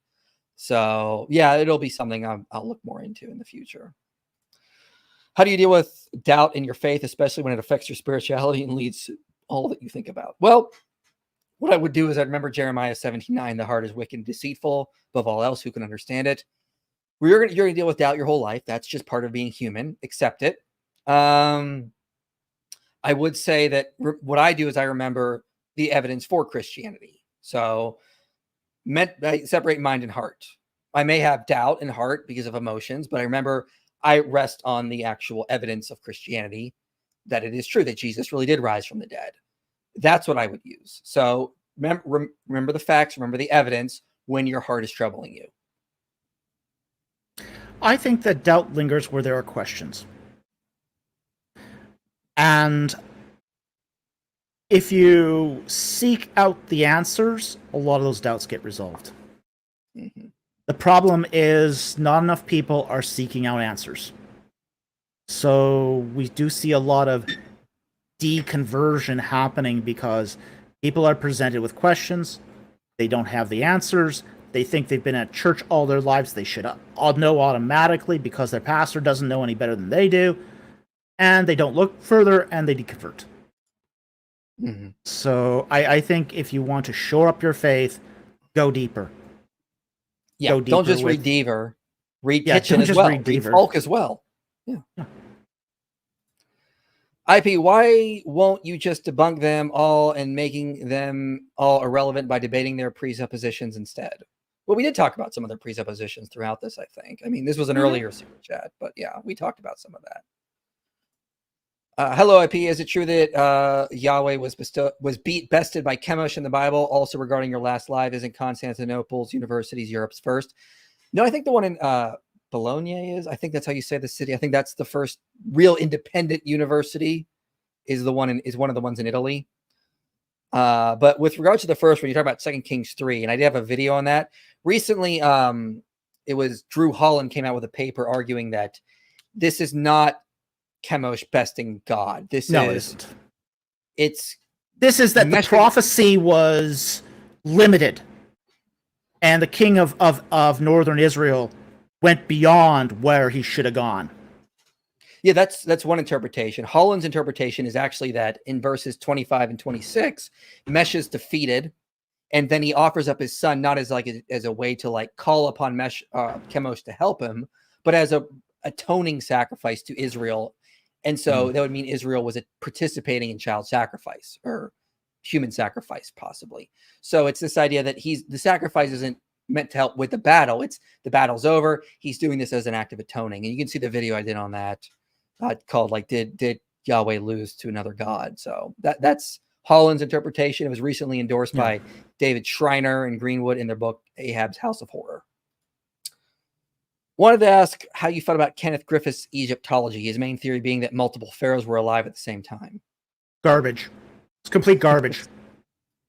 No, he has the city-state theory, which is that Egypt was ruling, all the dynasties overlap with each other, and the various pharaohs are ruling at the same time across multiple city-states, but there was no unified Egypt. This is just a rehash of Velikovsky's really bankrupt chronology. So yeah, I've actually done a response video to Kenneth Griffith's Egyptology. I think it's complete nonsense. Yeah, I think hogwash. It was one of your popcorn reviews. It was one of my popcorn reviews. Yeah. Thank you, Jack. How did Moses know which girls were virgins in Numbers 31? They were wearing different clothing. Yeah. Essentially. Yeah. You know, the fact is that women in the ancient Near East wore different clothing depending on whether they were married or not. Some would wear jewelry to show that they had a dowry. This was one sign that they would use. So if they weren't wearing the jewelry, they were taken. Mm-hmm. So there was various cultural affectations that they would do for if a woman was married or not. Question: any pop level books on the Exodus? Well, I think 5 views of the Exodus is pretty. That's probably a good one, yeah. Yeah, just watch Exodus Rediscovered that Falk and I put together. You'll get a lot of the good data you're not going to get in a lot of the books. Can you compare archaeological historical data for Exodus versus Book of Mormon? Genuine inquiry. No comparison. We have a lot of archaeological evidence for the Exodus. There's almost nothing for the Book of Mormon. The Book of Mormon is not an ancient text. It's a channeled book.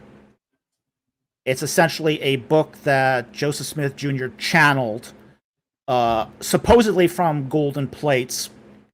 It has no evidence that it was ever written in Egyptian or any other Semitic language. The archaeology is not consistent with what you find in North America. Like, for example, you don't find any evidence in North America of steel swords or chariots or Horses. or horses. Yeah, the Smithsonian Institute has basically had so many inquiries asking about the Book of Mormon that they published a statement saying that there's no archaeological foundation to the Book of Mormon. Yeah. Like Prev Super evidence for Reformed Egyptian. None. This is a fictitious language made up by Joseph Smith Jr. There's no evidence of Reformed Egyptian. Yeah. Interestingly enough, Joseph Smith Jr. wrote a book on how to read Egyptian. And it's crazy. I mean, it is off the wall lunacy. You know, he talks about like mathematical, well, to the fourth order and to the fifth order of this ligature, and like, what is this nonsense? It has nothing to do with actually reading Egyptian. David turned off his camera for a moment so he couldn't see the rage at misrepresenting history arguments in his eyes. Thank you. What book do you suggest for the Trinity doctrines besides the Forgotten Trinity? Oh, maybe not Trinity. They focus more on Jesus' divinity, but it's putting Jesus in his place by Ed Komashevsky and Robert Bowen Jr. That's pretty good. I would go with that one because they really focus on Jesus' divinity mostly, but I'd say that's a pretty good book. I love your content. Please don't die. Who's he talking to? Which one? I'm Probably young. me. What are you talking about? Yeah, don't die, Dr. Falk. I've got 1 foot over the grave. Donate to Dr. Falk so he stays alive and has enough food to eat. So snakes talk, donkeys talk, staffs into snakes real. Look, this is something I want to just say really quick. Listen, you can believe in an historical case for the Exodus without necessarily believing in the miracles. You just believe there was some natural disasters in Egypt. A bunch of Semites left and went back to Canaan. They call themselves Israel.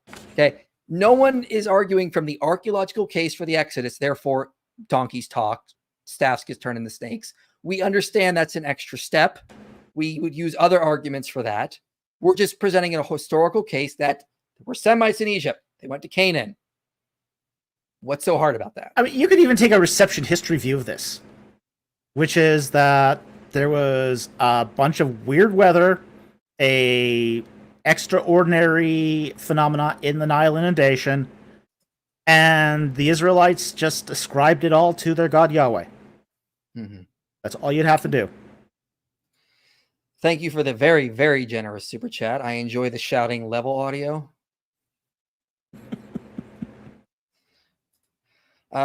Thank you for that very generous super chat. Much appreciated. It helps the channel keep going. I do appreciate that, Colt. I much appreciate it. Has there ever been an archaeological or historical finding that proved a part of the Bible false? P.S. IP looks like my atheist cousin. Well, good for your atheist cousin. That's obviously something good for him. I can't think of a find though. What are your thoughts? No, I can't think of anything either. I mean, I can think of things that wouldn't support, but lack of support is not the same as contradict.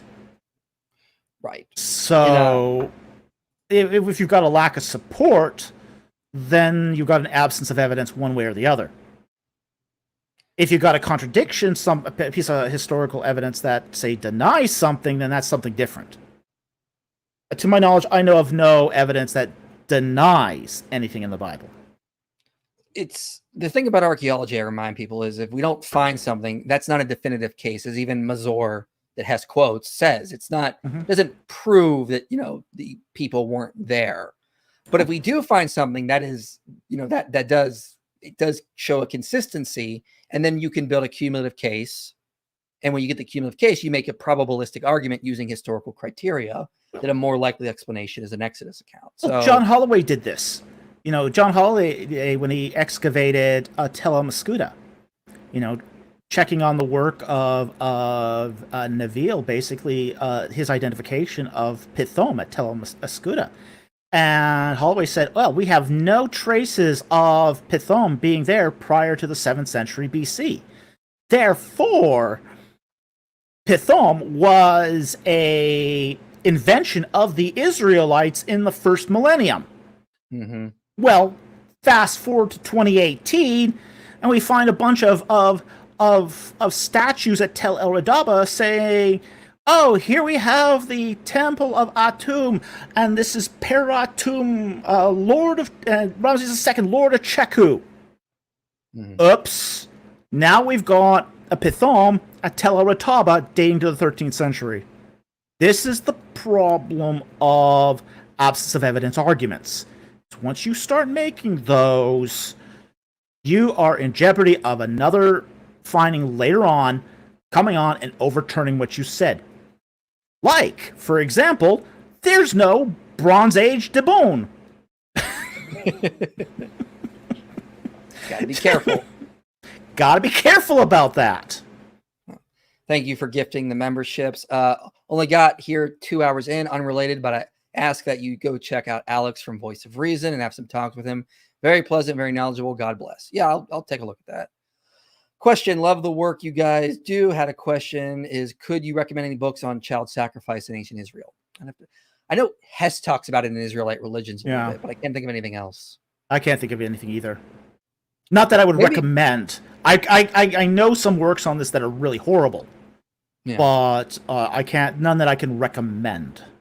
I know what you mean. Yeah. Keep up the good work. Thank you, Brian. Yes, donate to Dr. Falk. For those interested, Dr. Falk has a Patreon page. I will link it below after the stream, but you can join there.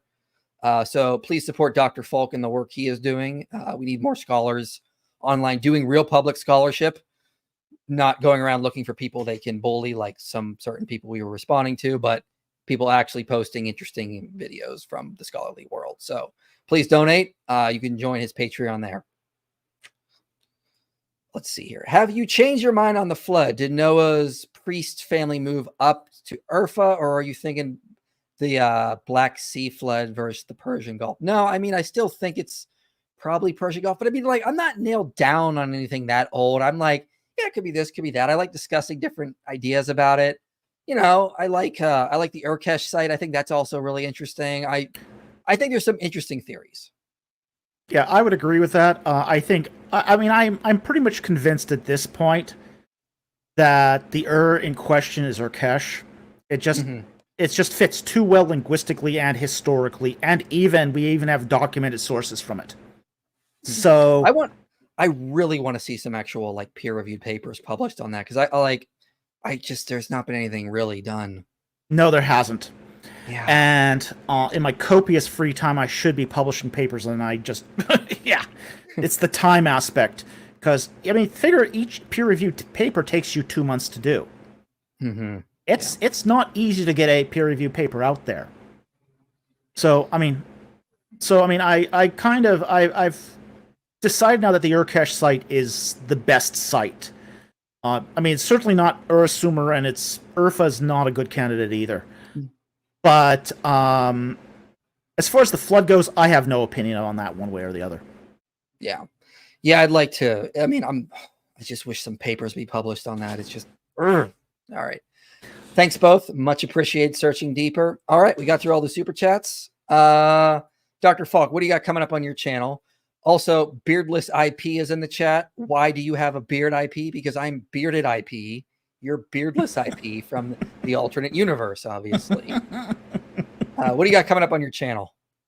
Well, we're always putting out new videos, especially on Mondays. That's our teaching video, and then we do extracts and shorts during the week, and then we do our live streams every Friday. I just got done doing a peer review paper on chronology, which I'm still waiting to hear back on.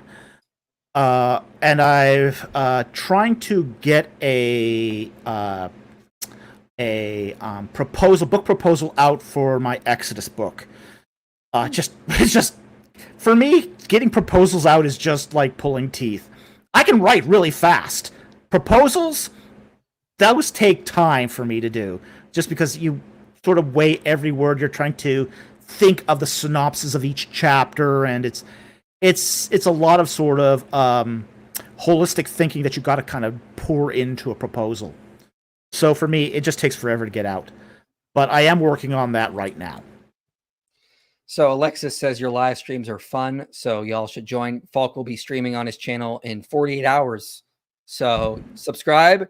You can send in a super chat on his channel in 2 nights. Ask him more about stuff. If you leave tonight, you have more questions, join his live chat in 2 nights. You can bring up questions there, and I'm sure you'll have a lot of fun. Oh yeah, the live streams are a blast. They are a blast. We try to keep it a lot lighter. So they're full of humor as well as good learning as well.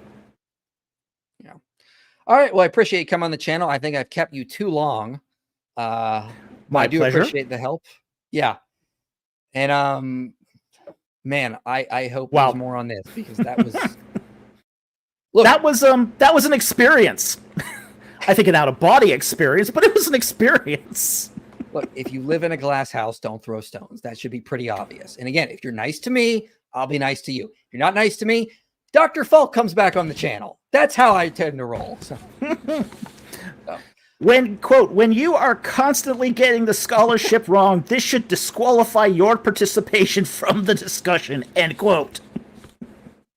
We rest our case. All right. Good night, everyone. I'll see you night. next week, because we'll be responding to Paulo G again on next Thursday, and the propaganda that he put out with Satan's Guide to the Bible, which is, I don't have any other nicer term to use. So we'll be dealing with that on my stream next week on my channel. We'll see you next time.